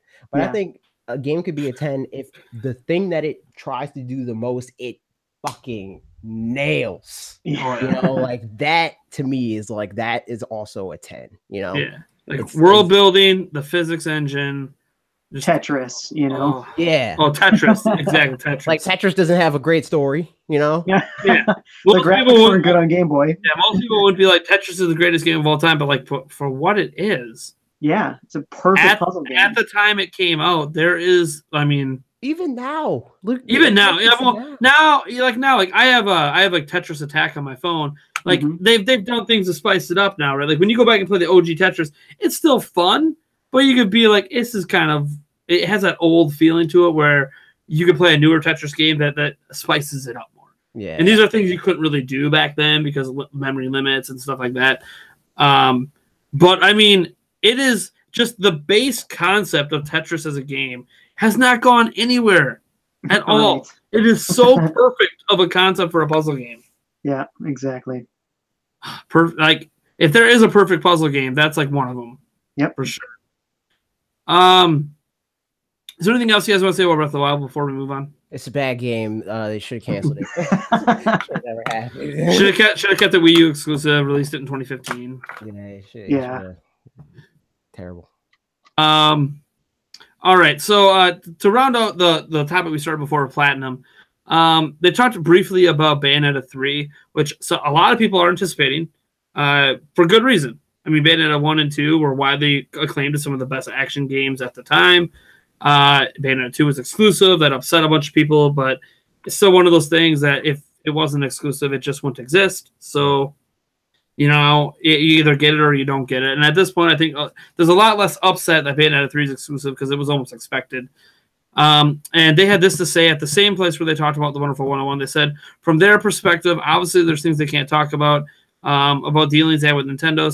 Certainly they can't say. They said anything to do with the speech that was, hey, we should do that. Whether it is we're going to do that, what likely it'll be happened. They basically took that and expounded upon how they want this game to be like that fans expect a faster, bigger, better version of everything Bayonetta has ever been. And development-wise, they are setting the bar at that level. That like we are trying to meet actual fan expectations and exceed them. And it's just like, one, they just put a hell of a lot of pressure on themselves. Yeah. Like fan expectations usually always outweigh the final product. Right. Very few games. Bad game. Yes. Like very few games meet those expectations or exceed them. Some people think God of War is actually doing that today. God of War is destroying. Like, as far as I'm concerned, God of War is destroying. Like, especially in the story department, because like Kratos, he's a terrible character. He's not a good. Super one-dimensional. Yeah, he sucks. But it seems like he's a very good character now. Well, and the son aspect, obviously. Yeah, Right. it That helps spice things up. to matter. Made it Unlike more the relatable. previous family attempt, what was the Ghost of Sparta with Calliope? That Yeah. didn't go quite so good. But yeah. So, but at the time, I don't remember hearing the God of War dads like out there bragging that like, hey, fans expect this, we're going above. Yeah. And here they're just like, fans expect this, we're gonna go above that. And it's like, It's cool. I trust Platinum because they make good games. Like they don't make bad games usually. Game of the year. This year. And it sucks that like the one game I wanted from them got canceled. But Which one? Scalba. Oh, yeah. Rip. I was so like even now I'll go back and watch like the footage and the trailers and I'm just like, oh my god. See, that's how they're going to exceed our This is like expectations. how to Train Your Dragon, but like hardcore version. They're going to put a demo of Scalebound in Bayonetta 3. And then that's how they're going to confirm that Scalebound is a Switch game now. Yeah. But Hey, Microsoft there you dropped go. all the rights to it, Nintendo picked it up. Yeah. Jeez. Halfway made game, Nintendo picked it up. Yeah, so I mean Bayonetta 3 is an interesting case for me because it's one of those franchises now, you know, with 2 games in a row where Nintendo is paying a third-party studio for exclusive rights to a game that is very different from what Nintendo makes. They don't go after like hardcore action, M-rated type of stuff very often. Gore, basically nudity, lots of swearing. Yeah, like it's the hardest M. Yeah. Yeah. Yeah, like it like Bayonetta, even the character in the game flirts that line so close to be like this should almost be AO, but not quite. Like you listen to her lines, like wait, did she just talk about like sex shit right now? Yeah. Like she wanted to do who up the butt? Yeah. Like Nintendo game? What? Yeah. yeah. So, Like Nintendo's logos on this exclusive? game. I had publishing this, it? I did this video on Bayonetta 3 that went over a lot better than I thought it would, but people got mad. Where I made and full disclosure, I'm one of the biggest Pokemon fans you'll ever see in your life. But the video's title is Bayonetta 3 is a way bigger deal than Pokemon on Switch. And a lot of people's like initial thought for that is like, oh, Bayonetta's not going to sell as well as Pokemon. Of course not. Pokemon's going to make so much more money, but that's not the point. The point is Pokemon is a known quantity. We know Pokemon is you're gonna get Pokemon's going to do. But with Bayonetta is a watershed moment. If that does well on Switch, then that gives license to other devs to make like hard action packed games and stuff like that. Well, it fits in that in kind of like what Bethesda's been doing by bringing those games. Like if you can build an audience for those M-rated, hardcore kind, like, and I'm not even saying it has to be M-rated to be hardcore, but the approach to adult themes. Right. I mean, you look at Wolfenstein 2, where it's an alternate reality, but it's very much dealing with racism. It's very much dealing with, the Nazis, for crying out loud, winning the war and the post-apocalyptic events of that. Like, very much like the hard, like adult themes that you don't want children really exploring. Exactly. Bayonetta the same way with its approach to things. And it's like if they could build an audience for that practically opens up the Switch to every genre out there. Well, sports still has to build up their kind of. That's what Mario Tennis is for. Controversial. Mario Tennis is for that, right? Although NBA 2K18, I do we have any final sales on that yet? I couldn't find any. I think it did well. I don't remember what the numbers. I mean, we'll know if it did okay if 2K19 gets announced for Switch. NBA Playgrounds. NBA Playgrounds 2. I know that Take-Two, in their financials last time they talked about it, they were like Switch is doing really well for them. Yeah. So Nice. I mean, well, we'll see if that's true at E3 when they announce 2K19. I think the only thing they had on Switch at the time was 2K. Well, they had LA Noir was about to come out at that time when they were WWE 2K18 came out a little later too. Yeah. That was out. Yeah. That came out after LA Noir did. After, Yeah. So those games didn't happen yet. It was just 2K. So I would assume it did good enough, for them to be like, all right, we'll make 2K19. Hey, 2K, where the heck is my Grand Theft Auto? Don't give me the excuse. It was on Xbox 360. Come on. They're gonna do it. They're gonna do it. E3. They're gonna do it. E3. The thing is like, I think is I'm port begging again. Like, I want day and date new games, but I mean, if we're gonna get ports, give us the best of the best ports. I think Literally the biggest like, franchise ever. about. Like, if anything, a dev should want fans to be like, hey, you know that game that you have? Put it on this other platform. I'll buy it again. You know, like, and I Plus, it can set up an audience for the next Grand Theft Auto game on that platform. And GTA is a game that when you buy a console, you buy GTA. Right? Like, that's just how GTA 5 has worked, you know. 80 like, plus million in sales. I have this on PlayStation 4. I have it on Xbox One. And, like, you know, like, if you have a console, you probably have GTA on it. Doesn't matter how many times you bought it. And Switch is very much so another place. And it's even more of a reason than, like, the next-gen version of GTA 5 being like, I had it on PlayStation 3, but I need the next-gen version of it. Switch is like, I can play GTA on a train, you know? Like, sign me up, you know? How many Nintendo fans out there have bought Hyrule Warriors 3 times, you know? Like, on exclusively Nintendo platforms, the same game 3 times. Wasn't a huge seller anyway, but, you know, there's somebody out there that's like, and beyond that, it's like I said before, like, previously, it was the thing of, like, the Nintendo version, a portable GTA 5. Like, what? Like, you play it on PC, you know? Like, they've had portable GTA before. But it was like this weird top-down DS version or whatever. Yeah, it's not GTA 5. GTA 5. Like, it was good, but we're talking like we can have full GTA 5 on the go. Why would we not want that? The closest thing we really had was probably the PSP versions, right? Vice City Stories and stuff. You know, that was pretty good. Right. Yeah, that was good. Better. So we'd be playing the PlayStation 3 version essentially on the go. Yeah. We got let's say about 7 minutes left on the news. We'll kind of get through these last couple stories. I guess we won't go to our last topic because I feel like that's like a half-hour talk on its own. Maybe we'll come back to that in a future episode if we happen to be low. First thing I just want to talk about is that Takahashi here said that this week that Wave Race has a chance to maybe come back on Switch. He was asked about the Wave Race franchise, and he said, "You may see that game again. We have been trying to make many games, and that may be one of them." So he's not denying that they're making it, but he's not confirming. You know, he's doing that Nintendo thing. We're just not gonna. Yes, and then the key point is he says, "I personally love Wave Race," and Takahashi has a lot to say. If he wants Wave Race to get made, it's going to get made. So, I mean, you guys think Wave Race is going to come back? Yeah, I think that Switch is definitely a place where Nintendo, like, obviously, so far it's been big guns first, but eventually they're going to get to the point where it's like, all right, we're still working on the next Zelda thing. So what do we put in the holes for that? Wave Give us Race. Ice Climbers. Give us an Ice Climber survival game. You know, give us Mother 3. Give us Star Tropics. Give us a new Star Tropics would be sweet. Just all the weird stuff. Give us a new Duck Hunt. You know, like, let's get a new Kid Icarus in here. Let's get that one could happen too. Yeah, just hit all the old franchises and bring it back. Just do it again. Well, F-Zero. When I was playing Sea of Thieves, and the water physics in that game is incredible. And honestly, while I was playing, I was thinking, "Ooh, this would be an awesome Wave Race water physics." The water in that game is amazing. Confirmed. It's going to come day and date on Xbox One and Switch.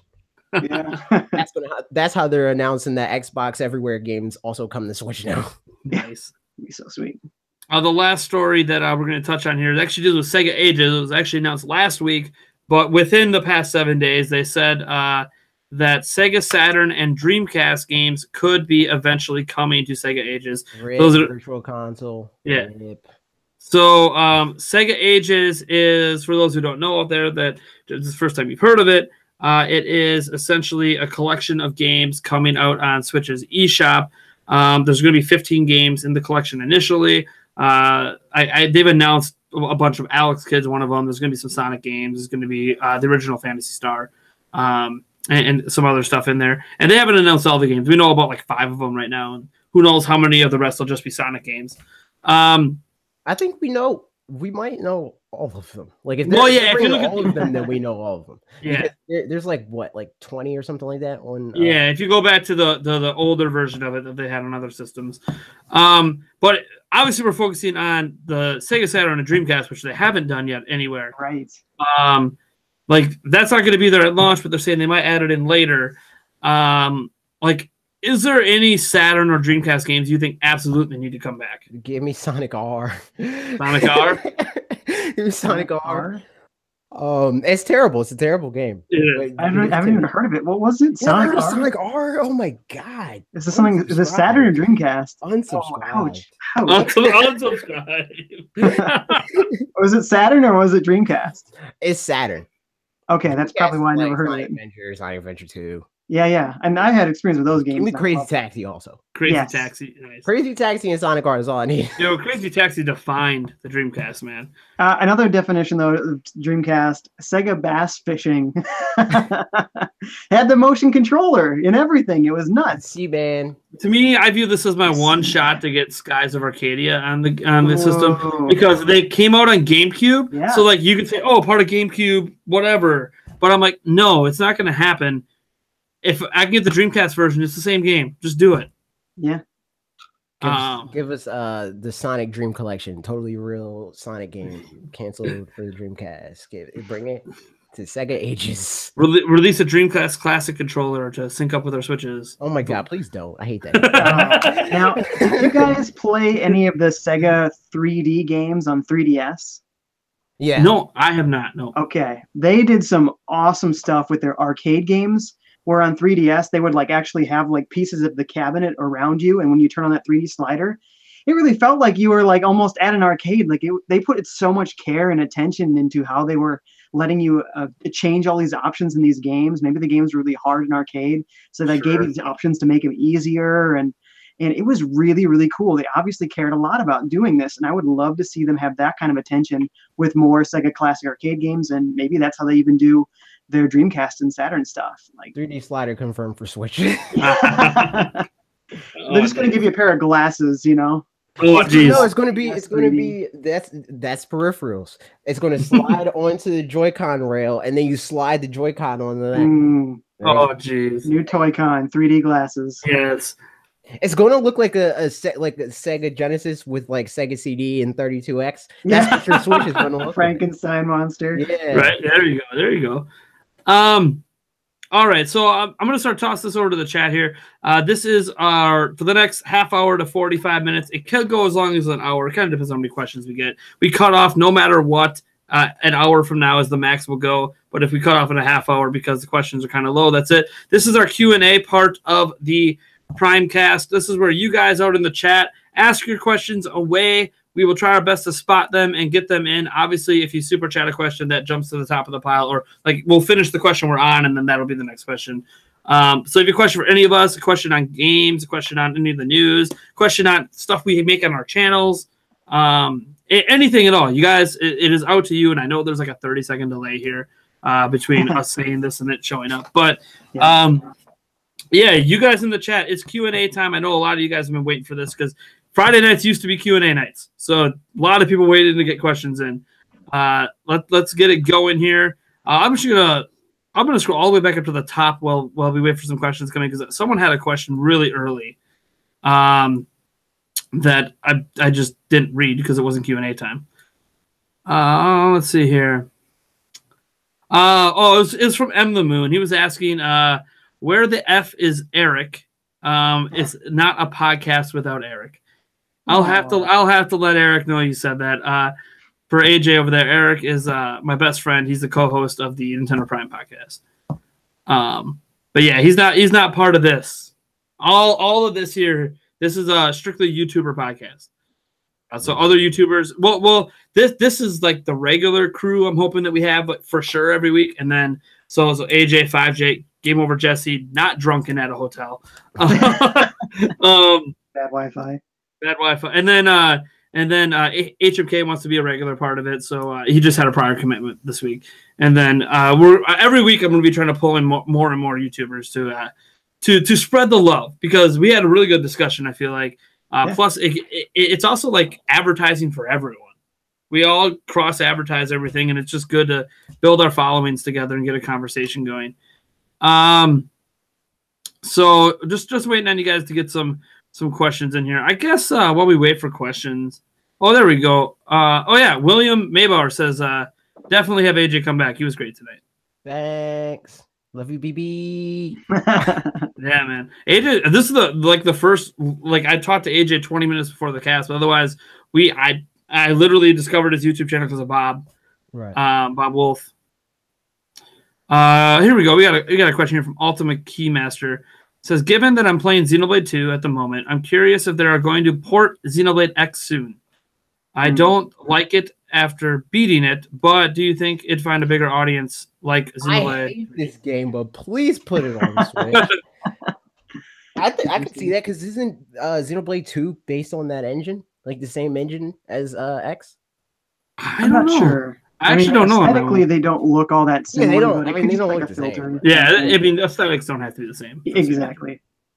People confuse that sometimes. Oh, it's not the same engine because it looks different. I'm like, yeah, that's not what an engine is. Yeah. I wouldn't be surprised because when you get down to how they feel when you play, they do feel pretty similar. Yeah. I don't like that game. Well, it's very different. X is a very different game from 1 and 2. Yeah. Completely. It was trying to be. It was trying to be a Western RPG. The biggest thing for me that I didn't like was I saw the advertisements for the game and I saw the box for the game and I'm like, oh yeah, I want to be that. I want to be the robot. That's what I want. Yeah. 30 hours later, I'm just becoming a robot after this tedious. I hate that game so much. I hate it. My thing is, I think, to answer the base question, I think Xenoblade X is going to come over.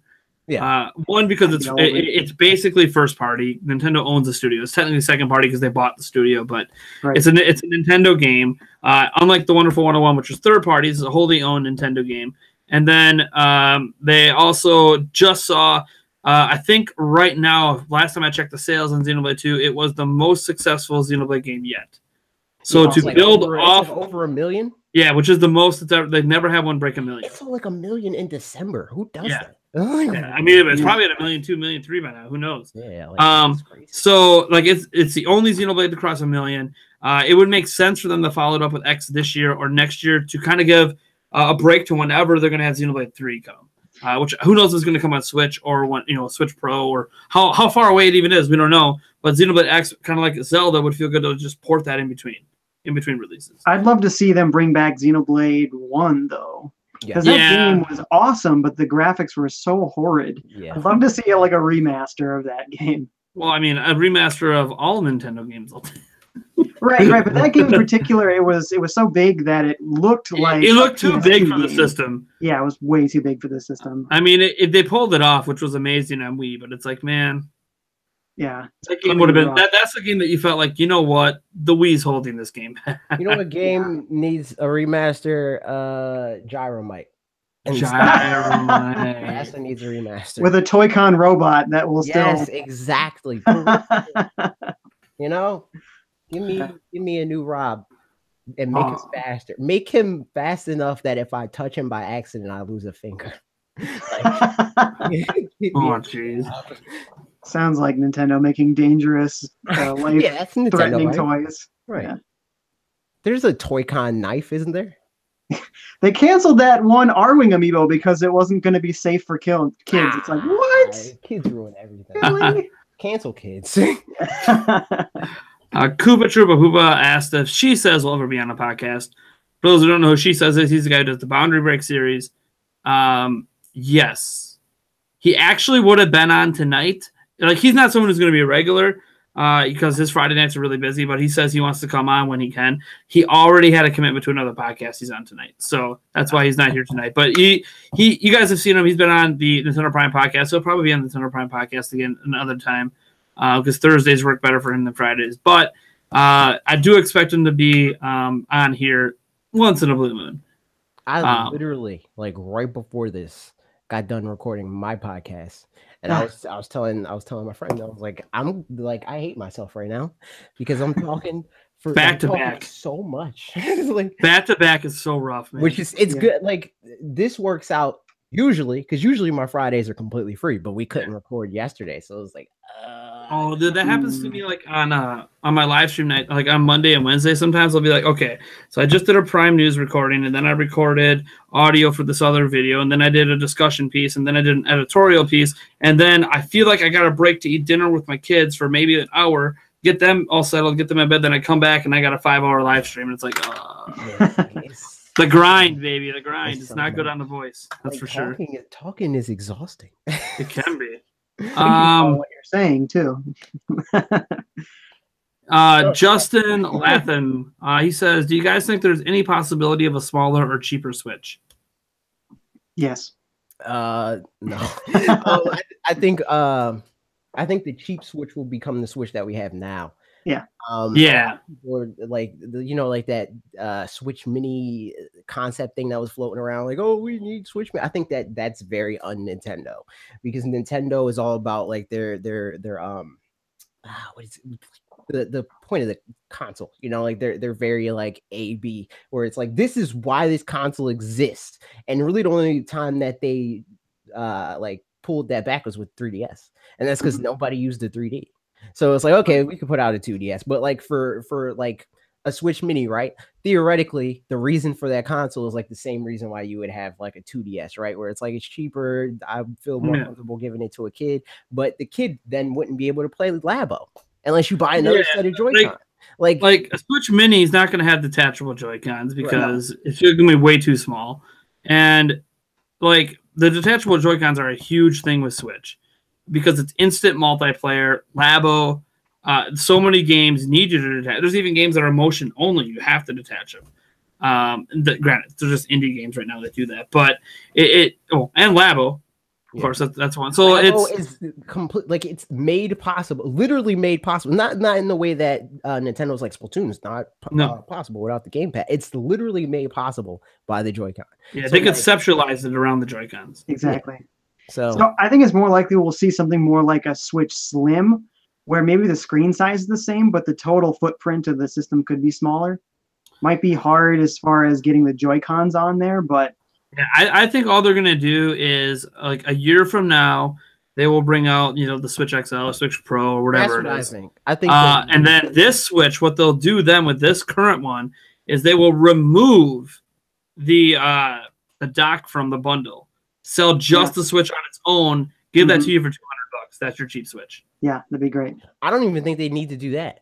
Well, they don't. They put the price drop by then. But like, I'm talking about, like, if we're talking about trying to get it as cheap as they can get it when they launch a new one, like, that would make sense, because they already sell the docks on their own out there. You can just, because you the don't big, have the big to thing for bundle it. Switch that I think, like, a lot of people are like, how is it, like, Kimishima was like, oh, we want to sell 100 million Switches or more than that. We want literally everyone on this planet to have a Switch. And they're like, how are they going to do that? It's 300. One Switch, and same way for like PlayStation 2 or any console that really took off. Like, once it's at that $99 price point, Jesus Christ, like there's going to be so many Switches. So like, once they're able to do that and be like, okay, here's our Switch Pro or whatever, that's our $300 console now, and now the regular Switch is $200 or $150 or whatever the case may be, depending on manufacturing and all that stuff. Because since it's built off of the Tegra X1 chip, they can just like iterate on that chip and keep it the same, like how Sony and Microsoft did with their Pro consoles like Scorpio and X. And the nice is that the Tegra X2 is actually built on the same architecture, right. So it's a better chip that runs faster, that uses less energy, so you can actually have longer battery life and more performance. So there's already a chip that exists that is like the clear path to what the Switch Pro is going to be. And that's what I'm saying. Like, Nintendo has already talked about that they want to do that, where they're like, oh, it's the NX family and all that. They talk a lot about how they want to model their, like, how their approach to games after Apple. And Apple's not like, oh, we don't know if we can port our apps to our next iPad. They don't do that. So it's like, I can see a Switch Pro being a thing, and it's like their next generation thing. And there's going to maybe be games that only run on that, but we'll still be able to play our Switch games. It'll be seamless in that way. I can really see them doing that. I don't think that the Mini is feasible. I think that makes less sense for them. Sell up, not down. Let me see here. This one that looks like it's a specific question for me. Edward Norton says, Nate, out of the videos I made this week, which one do I feel good about? Man, it's kind of a low video week this week for me. I was really busy with my kids. Probably the I feel really good about my virtual console video. I just watched. I watched that before this. Nice. Because I do a lot of on-camera ones, but like whenever I'm doing like an op-ed, an editorial kind of piece, I'm not on camera usually. I might change it up. I might come on camera at the beginning. We'll see. But right now I don't. And I really liked not so much the editing. The editing was kind of easy on that one, but the how that piece transformed from other ones I've done in the past, where I used to essentially write out an entire editorial and then I would read it. Whereas this one, I'm like, I just did a couple like weeks of research. I just wrote down some key notes to hit on, and then I just talked about my topic, and it felt like it just flowed really, really well in comparison to other ones I've done. So I was actually really proud of how that one flowed. So that's the one I actually feel really good about this week. And that is why I actually added a new stretch goal on Patreon. For those who are wondering, on patreon.com/Nintendo Prime, for me to do videos like that more often. Because those ones take a little bit of research, but I also really enjoy making them. But it's one of those things where I'm already committed to the news stuff and the 2 podcasts and all. Like fitting that in is hard. I don't have a regular schedule for it, but I will force myself to have at least one a week if we can pull off a stretch goal there. But yeah, that's the one I'm probably proud of. I'm least proud of my news videos because it's been 2 days. My kids have just been like little devils, let's just say, the last 2 days. So I haven't been I actually had a rushed episode of Prime News done that I could not get up before this podcast. And I'm like, should I put it up? It's uploaded, but then like it references this podcast. I go watch this later. But like because I recorded it like 2 hours at this point, like 4 hours ago, but couldn't get it up in time because of my kids. And so now that'll be another dead video that I wasted my time on this week. Yeah. But yeah, that's the video I'm probably most proud of this week. Just because it felt like that's the direction I want those kind of videos to go. Even if you don't agree with my points I made, like that's all fine. Like, it's just it's an opinion piece, but one that I liked a lot. Dev Ketchum 195 says, Nate, when are you gonna get a PlayStation 4 finally? There's too many AAA games you're missing out on, like Spider-Man, Yakuza 6, Death Stranding, DJ Max Respect. Not to mention Horizon Zero Dawn, God of War. And I'm a big sports gamer, so MLB The Show every year. It hurts me that I can't play MLB The Show. And a zillion other games. I've never played The Last of Us. I haven't played any of the Uncharted series yet. So, like, I'm saying, like, these are examples of, like, AAA games I just can't play because I don't own one. Right? I don't own actually, I do own a PlayStation 3, so I could go get The Last of It. But, like, that PlayStation 3 overheats really easily, so I try not to play it's the one that can play PlayStation 2 games. So that's what I play on it because it doesn't overheat the system. But yeah, I don't know. I want to get a PlayStation 4 Pro this year because I have that 4K TV in my man cave that I don't really do anything but watch 4K Netflix on right now. That's nice. And and so I'm kind of interested in the Pro, even though it doesn't necessarily run things at true 4K. Because I'm a tech guy, so like it's the latest and greatest PlayStation. So that's what if I'm gonna buy one, that's what I'm gonna buy. Right. But then part of me is like, but how far was PlayStation 5 really? Yeah. If it's years out, do I want to invest in the Pro now for these games? I mean, it might not be backwards compatible, so it might not matter. I just won't get to play these games unless I own a 4 anyways. It's kind of I'm up in the air with the PlayStation 4. And when you talk about there's too many AAA games I'm missing out on, the only thing I can say to that is, when am I going to find the time? Yeah. You guys know I'm a YouTuber, right? You know what? Do you know what the grind is like doing this? Like this is my full-time job, and I have a second job, and I have 3 kids. I'm lucky I have time to play the games I do play. Yeah. And I only could do that because it's my job, technically, to make time to play these games on Switch. I have games on PC that I bought in the past 6 months that I still haven't even launched yet. Yep. Because I don't have the time. So I'm in that stage where when I will get the time to do it will be if Nintendo Prime gets big enough that I don't need that second job. If I could dump that second job, that's my free time. That's now I can do stuff that's not Nintendo Prime and just like play games. So yeah, I can't do that. The more time I get, the more time I dump into. Yeah, right now this is my full-time thing anyway. But I'm like, all right, I got more time. time to make another video. Like right now, Yeah. I'm trying to make my channel more efficient, where it's like I don't have to do everything. Where I have an editor that does that, and I'm like doing more of that stuff, so I can all in one. That's so I can save time to do free stuff, like free time stuff, but so I can upload another video. You know, it's like that sort of thing. But I'm kind of in the same boat as far as PlayStation goes. I have, I own one technically, a PlayStation 4, but I lost it in a move. So it's like it's this whole thing. But I had to play Spider-Man. I have to. I have to. So it's like I have the whole thing in my mind where it's like if I find a PlayStation 4 that's under $200 before Spider-Man comes out, I'll buy that. But if Spider-Man comes out with a Spider-Man PS4 Pro, it's Spider-Man. I gotta do it. You know, like yeah. And I have a different problem. My problem is that I'm a variety streamer because I'm a variety gamer. I play new games, absolutely, but I also sit here and I go, man, you know, I have this big collection of old games, and I really want to play this old stuff again.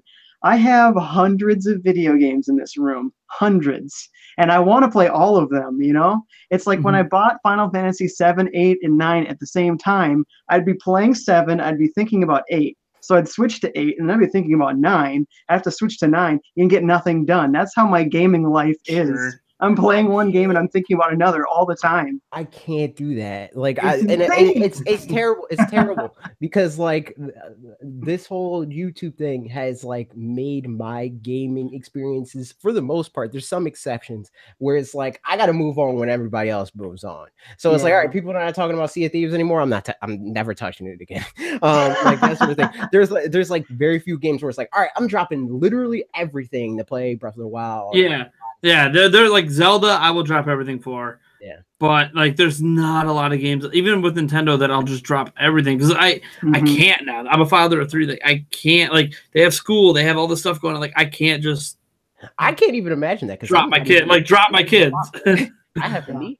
That's it's rough. It's rough. I can't even imagine that because I don't have time to do it. So I'm also in a different spot than you guys, where you guys are doing it for full time or mostly full time, and this is my free time. I have the opposite. I have a full time job.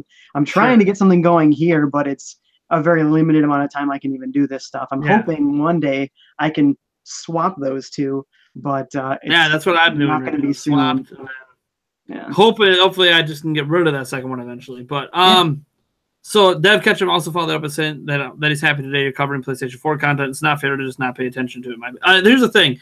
I pay attention to PlayStation 4. It's not that I don't. I am a variety gamer like FiveJay. I have an affinity and a love for Nintendo. Hence, that's what I focus my channel on. We're Nintendo Prime, so we cover Nintendo. But I definitely pay attention to it. I just don't get a chance to play as much as I want. I almost live vicariously through like Easy Allies and FiveJay streaming, like Sea of Thieves and stuff like that. Like I live vicariously through other people playing because I just don't have the time. And it's easy for me to take like a FiveJay stream, throw it on in the background as I'm editing a video. Like then I feel like I'm getting a taste of that game while I'm actually doing my work. You're like a kid. You're like a modern day kid. You experience games by watching streams. And the thing is that it doesn't. I'm not one of those people that think it replaces playing a game. It totally does not. Because I played Sea of Thieves. It does not replace that. But it's at least a way where I get a taste. So I don't feel like I'm as out of the loop as people think I am. Like people assume because all I do is Nintendo stuff that I don't know what's happening out in the world. Like no, I'm a tech enthusiast before I'm a gaming enthusiast. And a tech enthusiast involves the gaming sphere. I know what's happening. I'm well aware that God of War is apparently like, from what I have seen anyways, in my opinion, one of the most visually stunning games ever made. Like, I'm aware of that because I'm a tech enthusiast, and that's a tech thing. So, and that's on a console. We're not even talking about a PC game.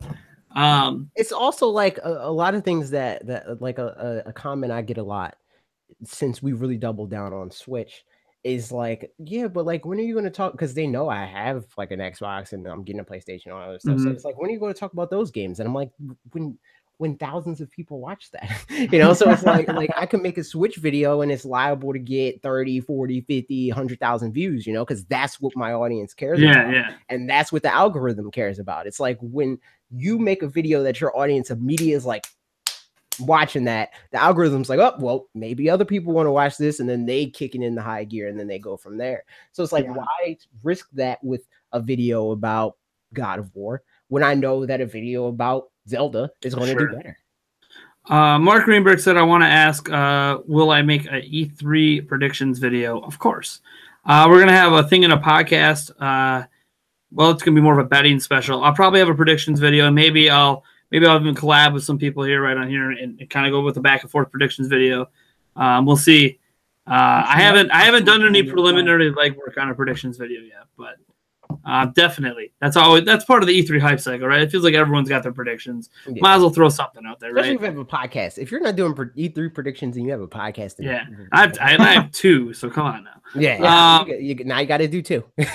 Right. 2 prediction podcasts. Koopa Troopa Poopa says, "What's the most overpriced game you purchased?" Kirby Star Allies. Whoa! Shots fired. Name dropping the only big Nintendo game so far this year. I mean, are we going to call that big? Well, that's just to go to show that in terms of sales, for sure. But. Well, no, in terms of like Nintendo hasn't released anything this year. Yeah. What Kirby? Labo now, yeah. But before today, oh man, that's true. Yeah. I mean, most overpriced. I'm trying to think of a game I've bought in the past. I answered for everyone. Kirby Star Allies. Next topic. I love Kirby Star Allies. I just don't know. I don't know if it's, the thing is, like, when I think it is overpriced. I think it should be $40. But is that the most overpriced game I've bought? I mean, I paid $60 for Doom last year when I could have got it for $5 on Steam. Yeah, that's true. That's true. But Skyrim too. I mean, I can't take it on the go. Exactly. I can with a laptop, but it's not that. Yeah, but you can't play a laptop like this. I ain't playing on the touchpad. Your hand will be burnt off. I'm not playing with a touchpad anyways. Forget that. Yeah, it's like can't. Nah, dude, I'm driving the mouse on the side of the leg on the bus. Come on. Yeah, no, get out of here with that. This is all things, by the way, I've actually done in the past. No, it's horrible. It's horrible. You should be ashamed. It's horrible. Like, it's fine when you're on an airplane, right? You got a tray to set things on. It's all right. You can kind of sort of try to make it work. No, it's not fine. Unsubscribe to YouTube. But it's not the convenience of Switch. It just trumps it so much. It's way more comfortable. So let me see here. Yeah, I mean, most overpriced game is probably any game that I buy on Switch that's a late port because it's always like Skyrim, $60. Yep. It's not 60 anywhere else. Yeah.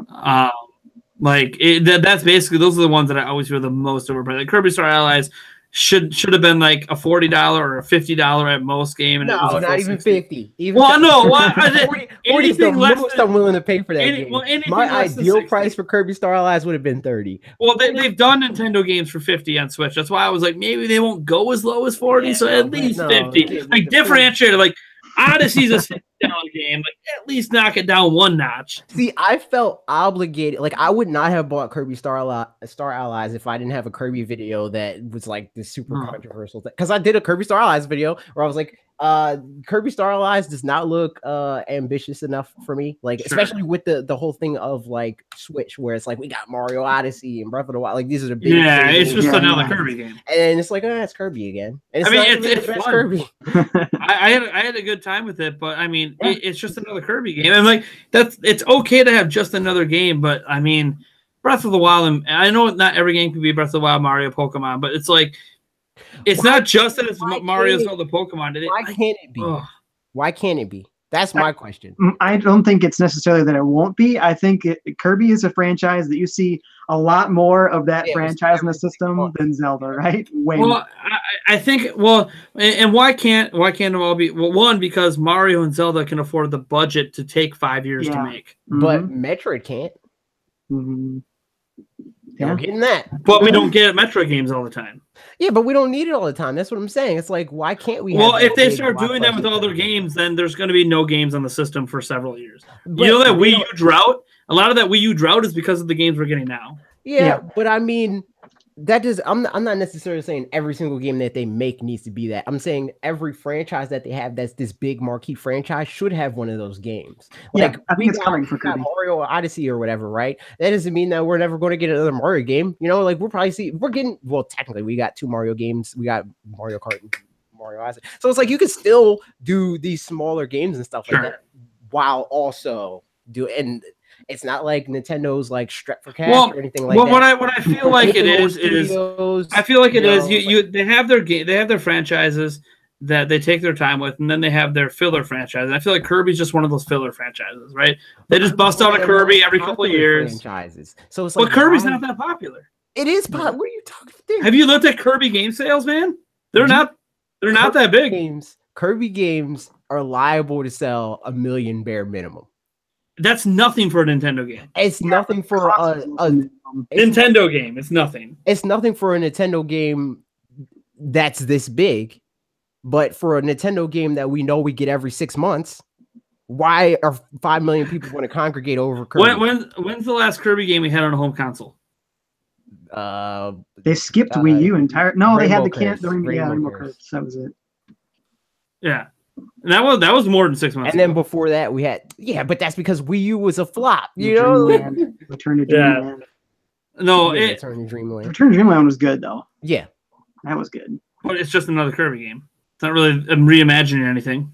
No, you're right. Yeah, I know. I mean, that's what I think. But like, that's what Kirby's always been. Like, Kirby is Kirby. Exactly, but that's the problem. That's the problem. Metroid at one point was always Metroid until we got Metroid Prime. Sure. Yeah. Like Zelda was always Zelda until we got Breath of the Wild. It's that's like how I was feeling about 2D Mario. They were doing the same thing. And it's like look at like Donkey Kong. I think Donkey Kong is a good example of like they tried it didn't work, and then they went back to other things. Like, all right, now we know we don't want this, but let me know I don't want a big Kirby game. You know, like let me try it. You know, because for all we know, Kirby could have sold 15 million units if it was. Well, I think they could. What they could do with like a Kirby is keep doing what they're already doing, because I can't tell me that Kirby team's that big. So like have them doing what they're doing, so you're still making your money. But then like have that side team working on the big, like with Zelda, you used to have two teams. You had the top down team and then the big 3D game. Flip that. Make the side team make the Star Allies, because that's not all hands. Well, you know? I know. Yeah. Well, the problem is like to make an ambitious Kirby game that flips the script. It's easy enough to say take the current Kirby team, but the current Kirby team is probably like 10 people. Yeah, exactly. But I'm saying have them on the big ambitious game and then staff up and give the smaller Kirby games not even. But you know how Nintendo works, right? They don't staff up; they move staff around. So that means they got to take away from another franchise to do that. But you know how much staff they have. Like not a lot. The whole they have less than 5,000 employees. That's worldwide. a lot. That's not, dude. They're a multi-billion-dollar company. EA alone has over 20,000 employees. But they're making games for multiple platforms. Sure, but Nintendo's a worldwide company with only 5,000 employees. Like there are games that are made with 500 employees. Not Nintendo games. No, not Nintendo games. Like even Breath of the Wild was 300. They topped out at 300. And it's also not like even Breath of the Wild, for example. A lot of people that are working there aren't Nintendo staffers. Like they still contract people. Yep. Leverage folks from Monolith and so forth. Right. Sure. But those are like those aren't like those are companies they have like partnerships with. All I'm saying is Nintendo has money. Well, yeah. Of course they have money. Spend some of that money, Nintendo. Spend it. Yeah, spend it. Spend some of the money. Let me see here. Spend it on Pikmin 4. That game's probably, I think that game's done, and they're just waiting. So GU King of Heart has a question here. He says, "Hey Primecast, any of you guys want to defend Xbox? Even IGN is now bashing them." I think that was immature, and that was. Oh, you're talking about that little meme post they put up? Yeah, it's very unprofessional. Because like they already have this whole meme of like, oh, IGN's paid off, you know, like they're Sony ponies and stuff like that. And like for IGN, it's a bad look. Like I think for anybody else, it's whatever. It's another meme on the internet. But IGN already has a reputation issue, right? And that they just furthered the issue. Like if they're just gonna buy into that reputation, then fine. I mean, yeah, but then they couldn't be IGN. They would lose. Like, there's no point in covering anything but Sony games at that point. Yeah. Which would hurt them a lot, because I'm pretty sure like NVC, like their Nintendo podcast, is doing better than their PlayStation podcast. Is it now? I think since the Kind of Funny guys left, I think the lines have been changing. It was less about that. It was more about Switch. Switch happened, and then that's when the change really happened. Well, MVC it has done well for itself. Period. Once Jose was there, and he started making it a regular thing, and then now they've continued that after he's moved on and got hired by Nintendo. So, and I think the fact that that's like the second or third IGN employee that's been on that podcast to be hired by Nintendo, they're just like, okay, well, Nintendo obviously cares about that podcast, so Nintendo fans should care about that podcast. Right. And I don't even watch all the episodes. I don't like the new host that much, but his direction for the podcast, I don't mind the person. Right. It's his direction on. I like Jose's direction. Yeah, I don't really think he doesn't come off to me as a podcaster. No, he's a YouTuber, and that's fine. I actually like his content. I don't think that's mutually exclusive. No. There's podcasters that are great, like Bob. Bob's a great podcaster. Oh, he's awesome. YouTuber. So it's like, well, no, yeah. I mean, most podcasts these days exist on YouTube, anyways. Yeah. But I mean, like, I'm a YouTuber and I got 2 podcasts, but like, it's not everyone transitions well from like standalone video content to let's have a giant conversation with multiple people. Right. I feel like he doesn't wrangle the podcast very well. Philip is like a YouTuber, or was. He's getting better, a lot better now. He's a YouTuber in the traditional sense that a lot of people think of YouTubers. Where I'm one of the guys. I don't have any more inside information than you do. I didn't even have a Wii U. Like that sort of thing. What do you? Whereas like in the way that we may think of YouTubers like a Bob or something like your stuff. Like that sort of thing, and he doesn't really fall in that. Category. No, I feel like they should have just left Pear as the full-time host because he does a great job. Time for that. He's that's the problem. Pear, when Pear was hosting it, I'm just like, okay, this is amazing. You're doing awesome, but it's like, I know there's no way you can keep doing it though. He runs the entire company. He founded it. Here's the thing: even though he's not technically the host, I feel like he still wrangles everyone's discussions more than Philip does. Well, it's because he's just very good. He's like very good at recognizing that, like, okay, like this is getting really stale. We gotta, right? Because that's a skill. It's a skill to podcast to be able to like do that whole thing. Like it's double Dutch. Like you gotta know when you gotta push your way through and say, okay, I have this point, and I started talking, and somebody like that. So the initial question was obviously, do you guys want to defend Xbox? I mean, I could take a shot at defending Xbox. I have something. I'll go first, and you can follow it up. So my thing is, I actually, obviously Xbox really bungled heading into this generation. There's no denying their marketing, everything they were doing was a big mess at that E3 and just whatever. Like even if they're going to keep the Kinect in, they could have came up with a better excuse. They should have never did it in the first place. And the pricing and everything was just wrong. And then obviously lately it's been the lack of exclusive games, even though. It was actually flip-turned at the beginning of the generation. They had more exclusives than Sony. People forget that because Sony's now hitting hard. They forget Sony wasn't actually hitting hard. They were hitting hard sales-wise, but not exclusive game-wise. But no one wants to remember that because no one wanted to buy an Xbox. They were winning on mindshare. They were winning on mindshare, and they were winning on like the promise. Because to most people, Destiny was a PlayStation exclusive. You know, but it wasn't. I mean, exactly.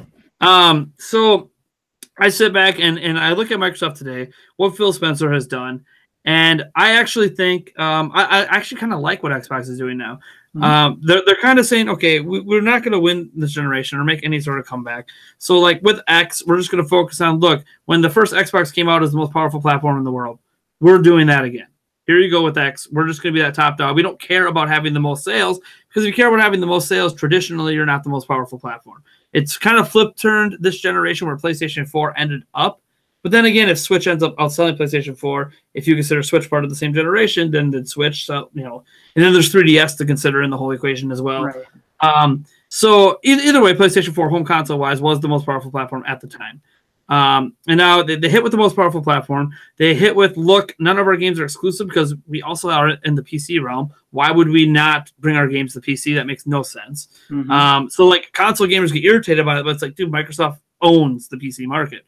Why would they not do that? Even if they're making you use the crappy, Microsoft store, everyone has it because everyone has Windows. This is there by default. And then 3, I actually think the Xbox Game Pass, of all the companies to try to turn games into a service, Microsoft makes the most sense to do it. One, because they have that huge crowd of already subscribing people with Xbox Live. And again, they're so heavy in the PC space where everything's pretty much digital these days anyways, that it just makes a lot of sense for them to offer us like a game as a service kind of package. A lot of people don't like that. That's like, you know, what one of the major companies is doing, and what does that mean for the Xbox 2 or whatever comes next. But it's still one of those. Microsoft has said they're still going to be making new hardware. Xbox One X is not going to be the end of it. They still want to have an underbox TV. I feel like while the only thing to criticize Microsoft for right now is lack of exclusives. And they've had some come out, obviously Sea of Thieves and some other ones, but it felt like ever since the Scalebound debacle, everything just went down. Still, Crackdown still went out. That was supposed to be last year. Yeah. Like everything is just kind of one domino after another after another. Like they were on a roll, and then Scalebound cancellation, Crackdown delayed. Now we don't have a major game to showcase Xbox One X at launch, and it just kind of all the dominoes just started falling, and that happens. I mean, think about like all the times Nintendo games have been delayed. Like this isn't unusual. Just Nintendo outputs. The fact that Sony's whole strategy is not letting us know when a game is delayed. They'll announce a game 4 years out. And it's like, God of War could have been targeted for last year, the year before, but we never would have knew because they just Final Fantasy VII Remake has been announced for like a decade, right?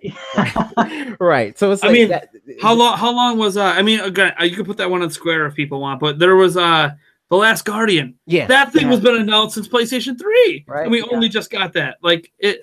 I mean, it was not just got that. It's a little over a year now out since it came out, but over 10 years though. Yeah, it was a long like Sony's thing, and I applaud them for this because their fan base just eats it up, and they obviously have developed a pattern here. And this is what got them going. Not only did they have all the price advantage and all of the clout at the beginning of the generation because Microsoft bungled things so badly, it didn't matter that there wasn't a lot of PlayStation 4 exclusives because they announced a bunch of games without ever telling you when they're going to come. And then they started following 3, 4, 5 years in now, and that's great. That's what's making them look so good now. But then they're like, well, now what? Well, now they hype you up on the next batch of games. You're probably not going to see the PlayStation 5. Sony's whole strategy feels like at least when they make these big shows worth of announcements, they're like, all right, wrap on the pitch meeting. Now let's announce every single thing we just pitched. I think they do a lot what Nintendo fans wish Nintendo would do, because like Nintendo will be like, here's the next 6 months, and they're like, no, we want to know 3 years in advance. And it's like, but you think you want to know until you become a Sony fan. You realize how frustrating it is. You buy a system today for a game they announced today that is going to come out on a different system 5 years from now. But I don't think most Sony fans mind it, and that's weird to me. They're bought into that cycle, right? Yeah, it's like that's the thing that frustrates me the most. Like whenever I go in the E3 with Sony, it's like, all right, how many dates are they going to announce? Like it's not how many games, it's how many dates am I going to see. And like with Xbox, I'm not saying that they've been absolutely nailing things, but I mean, I feel like Phil Spencer was dealt a really bad hand when he took over. But he has really stabilized it. Even though there's this lull in games, he's recognized it. And now he's in this higher up position at Microsoft where he's actively exploring buying new studios and trying to get, he knows this generation's lost. So he's not caring what happens now. He's trying to set things up for the next generation. At least that's what it feels like. Because games take so long to develop, all the problems they're having now are dominoes that fell years ago. You can't fix it in 6 months, a year, 2 years. Yeah.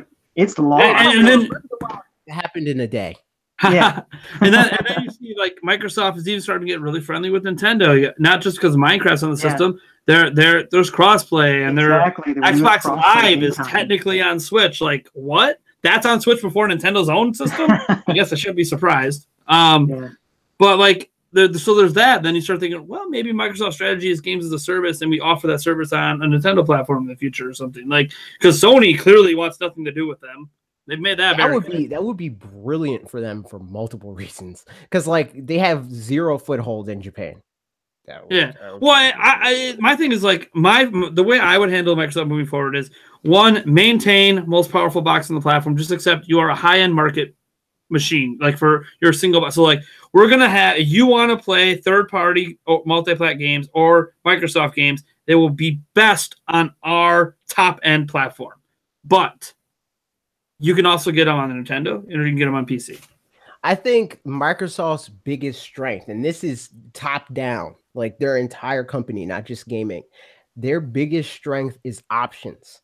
Options. That's Yes. why that's why they succeed over Yes. Apple. You know, like that's why they're at the point that they're at. And that's exactly the strategy that they're doing with gaming. It's like, hey, you Yes. want to buy this $200 box? Get the Xbox One S. Oh, yeah. Hey, you want to buy a $500 box and be in the mid tier of like console gaming and stuff like that? Get Xbox One X.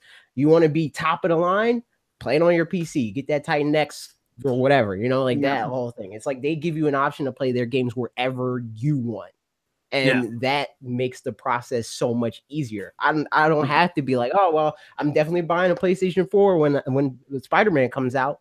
It's like, I already have the thing. I just need to buy the software. And that's the end goal of the thing. Like for them, it's like, it's brilliant because they cut them, like they're cutting their losses. They're saying, okay, we don't have to really double down on as much R&D. We don't have to lose as much money as loss leaders with the console market, because so many people that already have a high-end PC are having to buy into Xbox One X. So we're just getting the razor, we're just selling them the blades. We don't have to eat the razor blade cost, you know? So it's like, I think that that's a really smart way to go about it. I think that it's brilliant that they have that they have Game Pass, because they're buying into games as a service. They're guaranteeing that no matter how often you use it, if you like buy into the idea, you buy 2 games from them a year.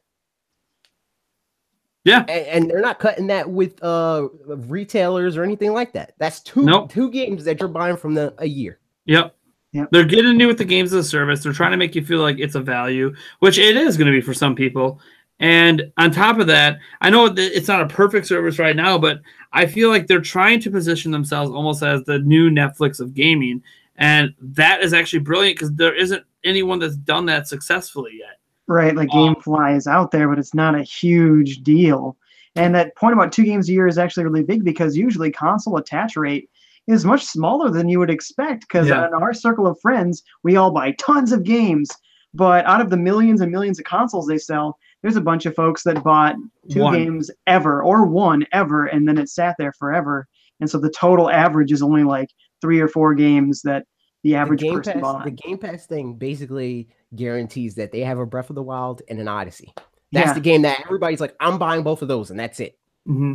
Yeah, but every year, and 12 months later, they're doing the same thing. Games could be garbage, and people are just playing the ones that came out 3 years ago, you know. But you got the 2 games out of you, you know. So it's like, and again, it's not this pie that they're putting up. They're not like, all right, we got to pay Walmart. We got to pay for licensing and all that. We got to pay for shipping, printing, shipping and all that. You don't got to do any of that. Yeah. Shout out to Edward Norton. Thank you so much for your $1 super chat. I did see that. See if we got any other questions here. I hope you guys thought that was a pretty good defense of Microsoft. Like, they're just doing it differently, and I think that's good. It's options in the market. Like, they're doing a different thing than Nintendo's doing, and they're both doing something different than Sony's doing. Like, it's good. They're giving it where every gamer is going to have what they want. I think that's bad for console war. Console war culture, because everyone wants you're genuinely doing something different. It's not just this thing of like, my thing's better. It's like, no, your thing is different. It shows how little. And the funny thing is that Sony keeps trying to fuel the war a little bit, because I feel like they know that they've won this gen's console war. So like things like when they won't allow Xbox Live to be on our platform to protect children, and it's just like, you are so trying to grip onto that fan war thing. Like, why are you gripping on? I mean, you can do it because you're the market leader, but like, why? You should be defueling. Because like the thing that started that was Sega. Sega was losing, so they're like, hey, we got to make that other guy look less cool than us. Sony's like, dude, we won the console war at the beginning. We won the fans. We're gonna keep stoking the flame. But you're stoking the flames against yourself. You're making people get mad at you. Like, that's the dumbest excuse. I'm never gonna forget that Minecraft cannot have crossplay because they gotta protect the kids. Look at God of War. It's like that whole thing with the IGN situation. Like, people are more mad at IGN for pulling that than at IGN for doing that in the first place. Like, they like that whole fanboy thing because that's their side's winning. It's Sony. I mean, and the thing is, I've got nothing against like Sony or Microsoft or any of these companies. Right. But I mean, Nintendo sucks. I do get like whenever there is a hater that I see pop on in my comment section, just bashing everything Nintendo does. Next thing they do is start praising everything Sony does, and I just sit there and I'm like, look, I had nothing against Sony, but no one's perfect, and there's mistakes everywhere. You want me to point out all the faults of Sony, or is that you're? Oh, look, I pointed out some things that I don't think Sony did well this generation, and you just fight back with, oh, but have you seen God of War? Have you seen how good the sales are? I'm like, have you seen how well Switch is selling? Oh, Switch is gonna flop this year. It's gonna flop. Hey, do you see the sales numbers that prove it's not a flop? No, but you're in denial because you hate the like. I don't hate Sony. It does a lot of good things, but there are some negatives, and like that's just what happens with fanboys. And I feel like Sony has almost thrived this generation on building a fanboy culture around their stuff. And the fanboy thing is so weird. Like to me, and I talked about this before we started, where it's like to me, being a fan is not blindly following. No, like, really not. You should want your thing to be the best possible thing yes. it can be, not just automatically say that it is. You know, like you're not going to will that into existence. When Nintendo messes up online, you got to say, "Yo, Nintendo, fix that shit." You know, like what is this voice chat solution? This isn't a solution. Get out of here. Yeah, and the thing is, I'm not like I know it sounds like I'm being like a little bit down on Sony, but that's just because of the general attitude I feel like they've acted like this year, and it really did date back to like as brilliant as that marketing was at that first E3 for PlayStation 4. Like when they said, "Oh, this is how you share games with friends," and then like they just hand the game over, and it's like PlayStation stuff. That's it's OG like PlayStation stuff. When like they're trolling, Microsoft, and I get that, and they just keep doing it. Yeah. Well, they don't heed it. Like they're kicking a dog when the dog's already down and admitted defeat and is doing something completely different from anything, and you're still trying to kick them. And it's like, but why are you that petty? It's like they're eternally saying, "I'm not touching you," and they're not even in the same room anymore. Right. Like, they had to call him on a cell phone so they could still hear him. Still not touching you. Yeah. Well, it would just be like if Sony started like just randomly bashing Nintendo for Switch, and it's like, but PlayStation and Switch aren't the same thing. Why? What benefit do you get for kicking it because you failed with the Vita? What? Like they're gonna start saying we did Switch first, Vita, and it'll just be like Nintendo sales chart year 1, lifetime sales of Vita. Yeah. and that's like I like Vita. Debated thing. I don't even know if Vita hit Switch's year 1 sales. No. Like that's it didn't. Crazy. No. And the thing is, I actually like the Vita platform, but like even people who like Vita know that Sony abandoned that platform almost as quickly as they put it out there. Indies really tried to keep it alive for a while, but people in like kind of funny. Yeah, people in their community are like, nah, Vita's still a thing that exists. They'll fight. Oh yeah. Well, because it still gets indie games, and it's a really good indie game platform. But it almost feels like Switch has kind of replaced the need for that indie game platform because now you get Nintendo games and indie games. You don't have to just have an indie game platform that has really, really old, kind of okay ports of AAA games. Right. But yeah, like I actually think so. Like for all the bashing of Sony we did, like or not really bashing, just like some of the negatives of this gen for them. I mean, they did a lot of things right. That they a $400 system, not forcing the camera on you, even though the camera is now like a bigger deal today because of PlayStation VR. And that's the thing. They're the ones going all in on the VR side of things. Well, Microsoft and Nintendo aren't really doing that right now. And there's just all these different things that I actually like that Sony's doing. Like God of War, like the games that Sony is now getting out there, like great games. I do not deny how amazing these games are, that while even Sony's not really the ones making them because they just bought a bunch of studios. They really but I mean so did Microsoft. Like so did unless you're like Nintendo where you created internal studios early on. I mean this is what all platform makers, you have to buy studios. But I don't know. I just feel like Sony has done such that it's easy to talk positive about Sony. I feel like. Because they have done a lot of good things, a lot of positive things for gamers. Like the biggest thing that I like about what Sony did is they were really good at pivoting because they did not do good for gamers last generation. No. And then this generation, they were all about gamers, where it's like, yeah, we know we screwed up with the price. We're cheaper than Xbox. Yeah, we know the platform was hard to develop for. Now it's one of the easiest, like that whole thing. Honestly, like the only thing I'm even mad at them anymore besides stupid remarks about why they can't do crossplay. Like, it's just stupid. Just be honest. You don't want to do it because it's a competitive thing. You can't have honesty. You can't have Sony players playing with Switch play. The Nintendo, a kid-friendly platform. It has Bayonetta. Guys.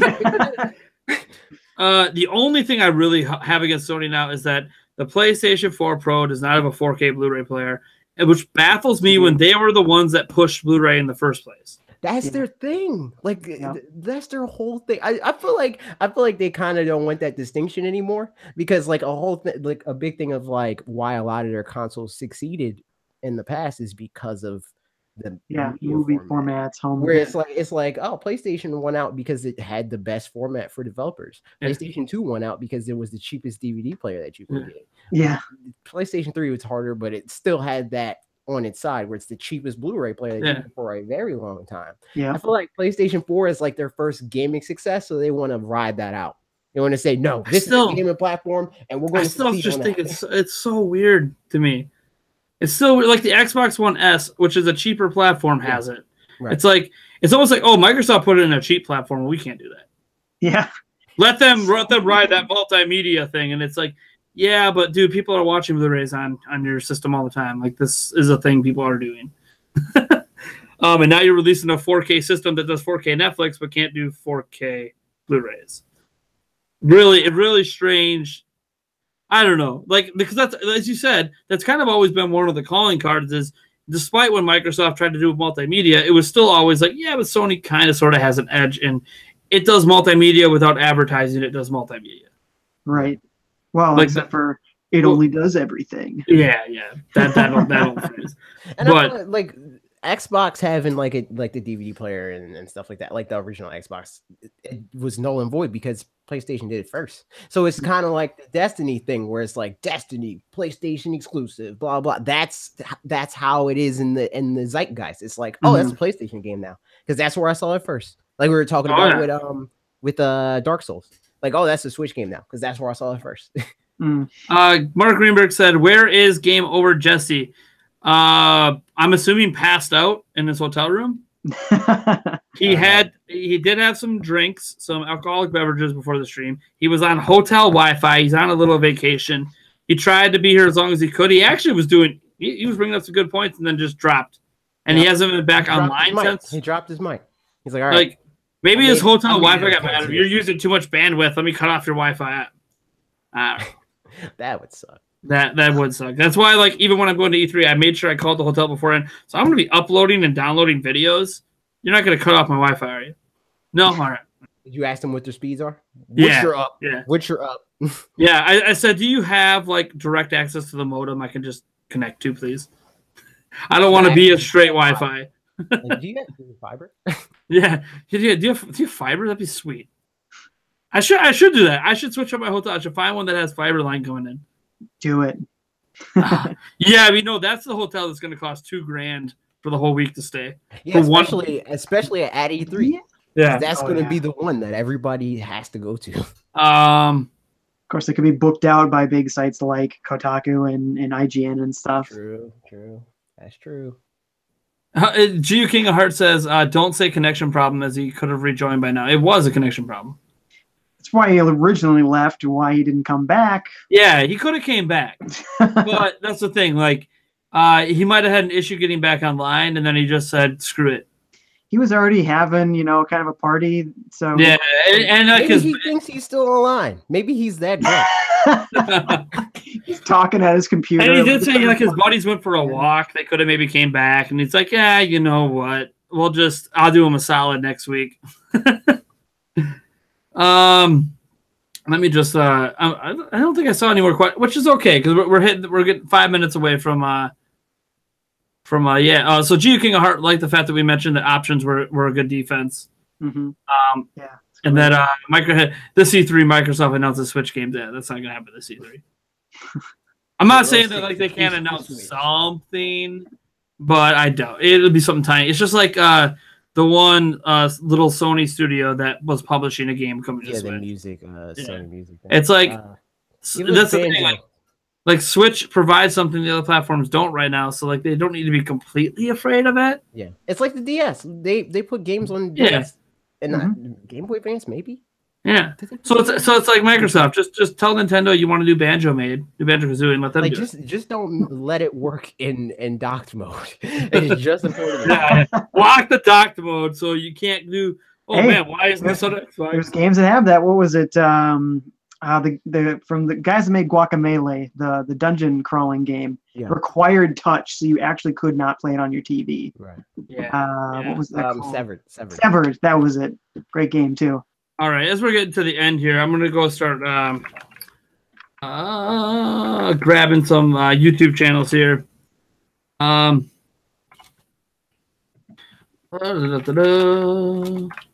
I type in, there it is. All right. So, oh geez, YouTube kicked me out. That's always nice. I love when it does that. So, I have to sign in the chat now. Of course I have to sign in. I'm in the middle of a stream. How do I get kicked out? Explain this, YouTube. Explain this to me. How do I get signed out when I'm in the middle of streaming on your platform while signed into my account? I feel like that happened to me when I was streaming on your channel last weekend. I don't understand. It's so weird. I feel like the chat replay thing, like what is it called? I don't remember what it's called. Live chat or something like that. Sounds good. Yeah. I think that is the reason, because that happened to me a lot when they made the switch over.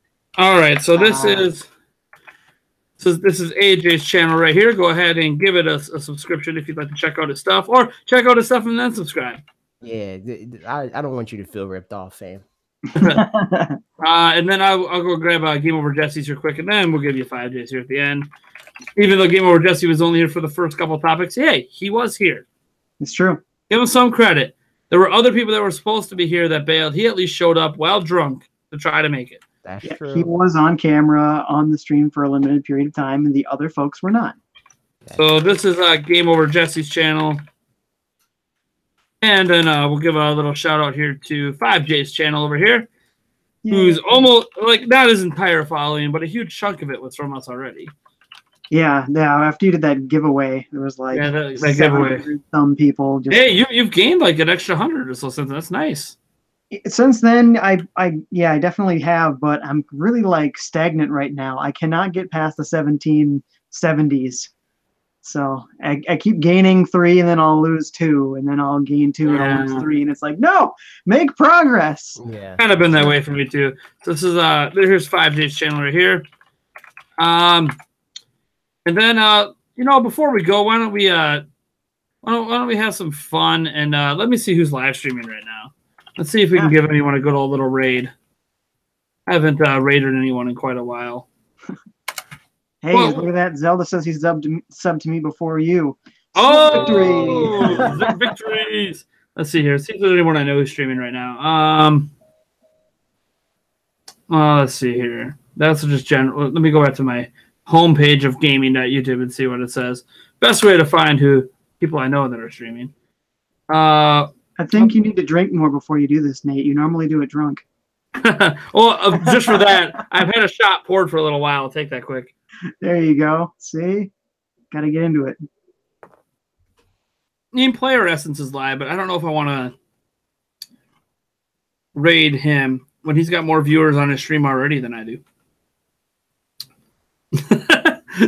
I'm trying to find someone who's like a small. Let me just find a random tiny streamer that doesn't have a lot of people watching.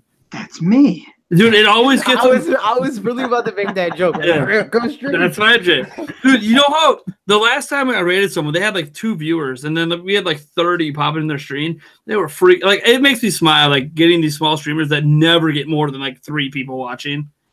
Like, it just freak out so much. Let me see here. I'm trying to find someone who's streaming a Nintendo game, by the way. Keep it semi-related here. So no one that's playing Dark Souls. Truth. What game might people be playing right now for a Nintendo game? Let's see here. Rocket League Switch. That could be a Rocket League Switch player. look here. Rocket League Switch. Is there any lives? Let me see. Yeah, here's one. All right, let me. I gotta check the stream first, make sure it's quality. Well, it's got really loud music. But that could be the new feature of in-game music playing during the matches. Awesome. Okay. Addition. All right, yeah, we'll give this guy a little shout out here. This is Nintendo Chit Chat. I'll link it up here. And let's go rate him and show him a little love. A fellow Nintendo YouTuber that no one knows. Yeah. Maybe you do know him. I shouldn't say you don't know him. Maybe you do. He's probably bigger than me. Rip. Yeah, is he big? Yeah, he might be bigger than you. He's got 12 people watching, so. Oh, I get that. I mean, depends. Just hit him with the NP raid. I think the most I ever had was like 40 something, so not super impressive. The music is a little loud for my liking. We get to have a party then. Dude, I think didn't we raid one of your streams once, FiveJay? Yeah. I think the night that you got a big donation for your E3 stuff. Yeah. You tried to make me play video. I tried to make you play it for meet my policies for my channel. I'm just like, come on, change your policies for prime time. It's okay. It threw off. Waiting for him to notice the raid. Has he noticed it yet? It threw off the statistics for that video. I mean, he is in the middle of a match, to be fair. 100 views over the stuff around that time. Edward Norton gave him $1. It's like, notice us. Hey! Yo, that's probably the most he's ever made. That's savage. Probably not the most. He's got super chats enabled. I'm sure someone's giving him money. YouTube is rough. I used to have super chats enabled. Yeah, YouTube's policy changes. Yay. Thanks, YouTube. Thankfully, I'm big enough to not worry about it yet. I'm waiting for them to make it so even anyone under 50,000, you're done. At least it motivated me to finally actually put Streamlabs into this. Now we're North hitting him again. No, that's not. Is he so into the game right now? He has no idea what's happening. You gotta wait till he gets a goal. Wait till somebody gets a goal and then he actually looks at the chat. I get it. Well, it's live. You're trying to keep the ball out of your net. Yeah, you pay attention. Yeah, I mean, that's what, when you're in a multiplayer match, it gets intense. Yeah. Maybe he's just trying to bait out more money. Right? Just keep it. I'm not going to pay attention. If I keep ignoring it, maybe it'll keep happening. Just keep donating until I finally notice you, senpai. Maybe we should have looked for a Breath of the Wild guy that could pause his game. Oh, that's true. Hold on. Retreat. Well, he's looking at the computer now. And he said nothing. That's lame. We gotta find someone who reacts better than that. Did he say nothing, or was he like really behind in the chats and he still hasn't seen it yet? I don't know how far behind he could be. There was no one chatting until he showed up. That's true. So even though I don't have a lot of viewers, I have this little community now. So at least the chat is like. Oh, here we go. How big is this guy? He's got only 7 people watching. I can't. It doesn't tell me how many subscribers he has on YouTube Gaming. He must not have very many. Here, this guy's playing Breath of the Wild right now. His name is Jay's TV. Let's see if he reacts a little better to us sending him some love here. You would think that he would get real excited with the super chat. That's rough. Yeah. All right, let's see. Let's see what happens with him because he should be popping up to like 20 viewers. That should get him pretty excited. So I just put the link in the chat for everyone who's still watching who wants to go raid this guy. He's playing Breath of the Wild right now. Only has 7 viewers. Let's give him a little love. Yeah. The other guy didn't really react very well. I like getting to people who appreciate like when they're getting that boost in viewership. Because like we had Spawncast, they rated us a couple weeks ago, and like I was so appreciative of like all of a sudden having all these extra viewers. There it is. There it is. We can't hear anything that's going on though. Yeah, I know. His audio is not good levels.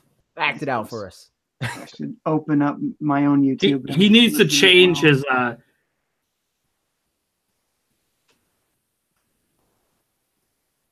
Yeah, he's got to be small too because you can't super chat him either. He's at FiveJay's level. Probably. I'm so sorry for him. Dun-dun-dun. He's got Mega Man X music. I mean, that's that's cool. awesome. Scott music. Pilgrim little animation there. Very cool. All right. Well, that's going to do it. Thank you guys for tuning into our first ever Prime cast. We'll be back here same time next week as we get going, as the episodes get going. I'm sure because I saw, I think our peak viewership hit about 31, 32 live. That's good. It'll keep growing every single week. The more we do this, the more YouTubers we bring in. I hope you guys enjoy this little show even more than our traditional Q&A. We'll be back same time next week, 8 p.m. Central, Friday for Primecast episode 2. Can't even tell you what we're going to talk about yet because the news hasn't happened. Calling it now. Star Tropics confirmed. Mother 3. Mother 4. Mother 4. Father. There's be a Mother podcast. Oh man, spin-off Father. I love it. Father, yes. You're just All right. dad at work all day. All right, folks. We'll catch you next week. See ya. Bye.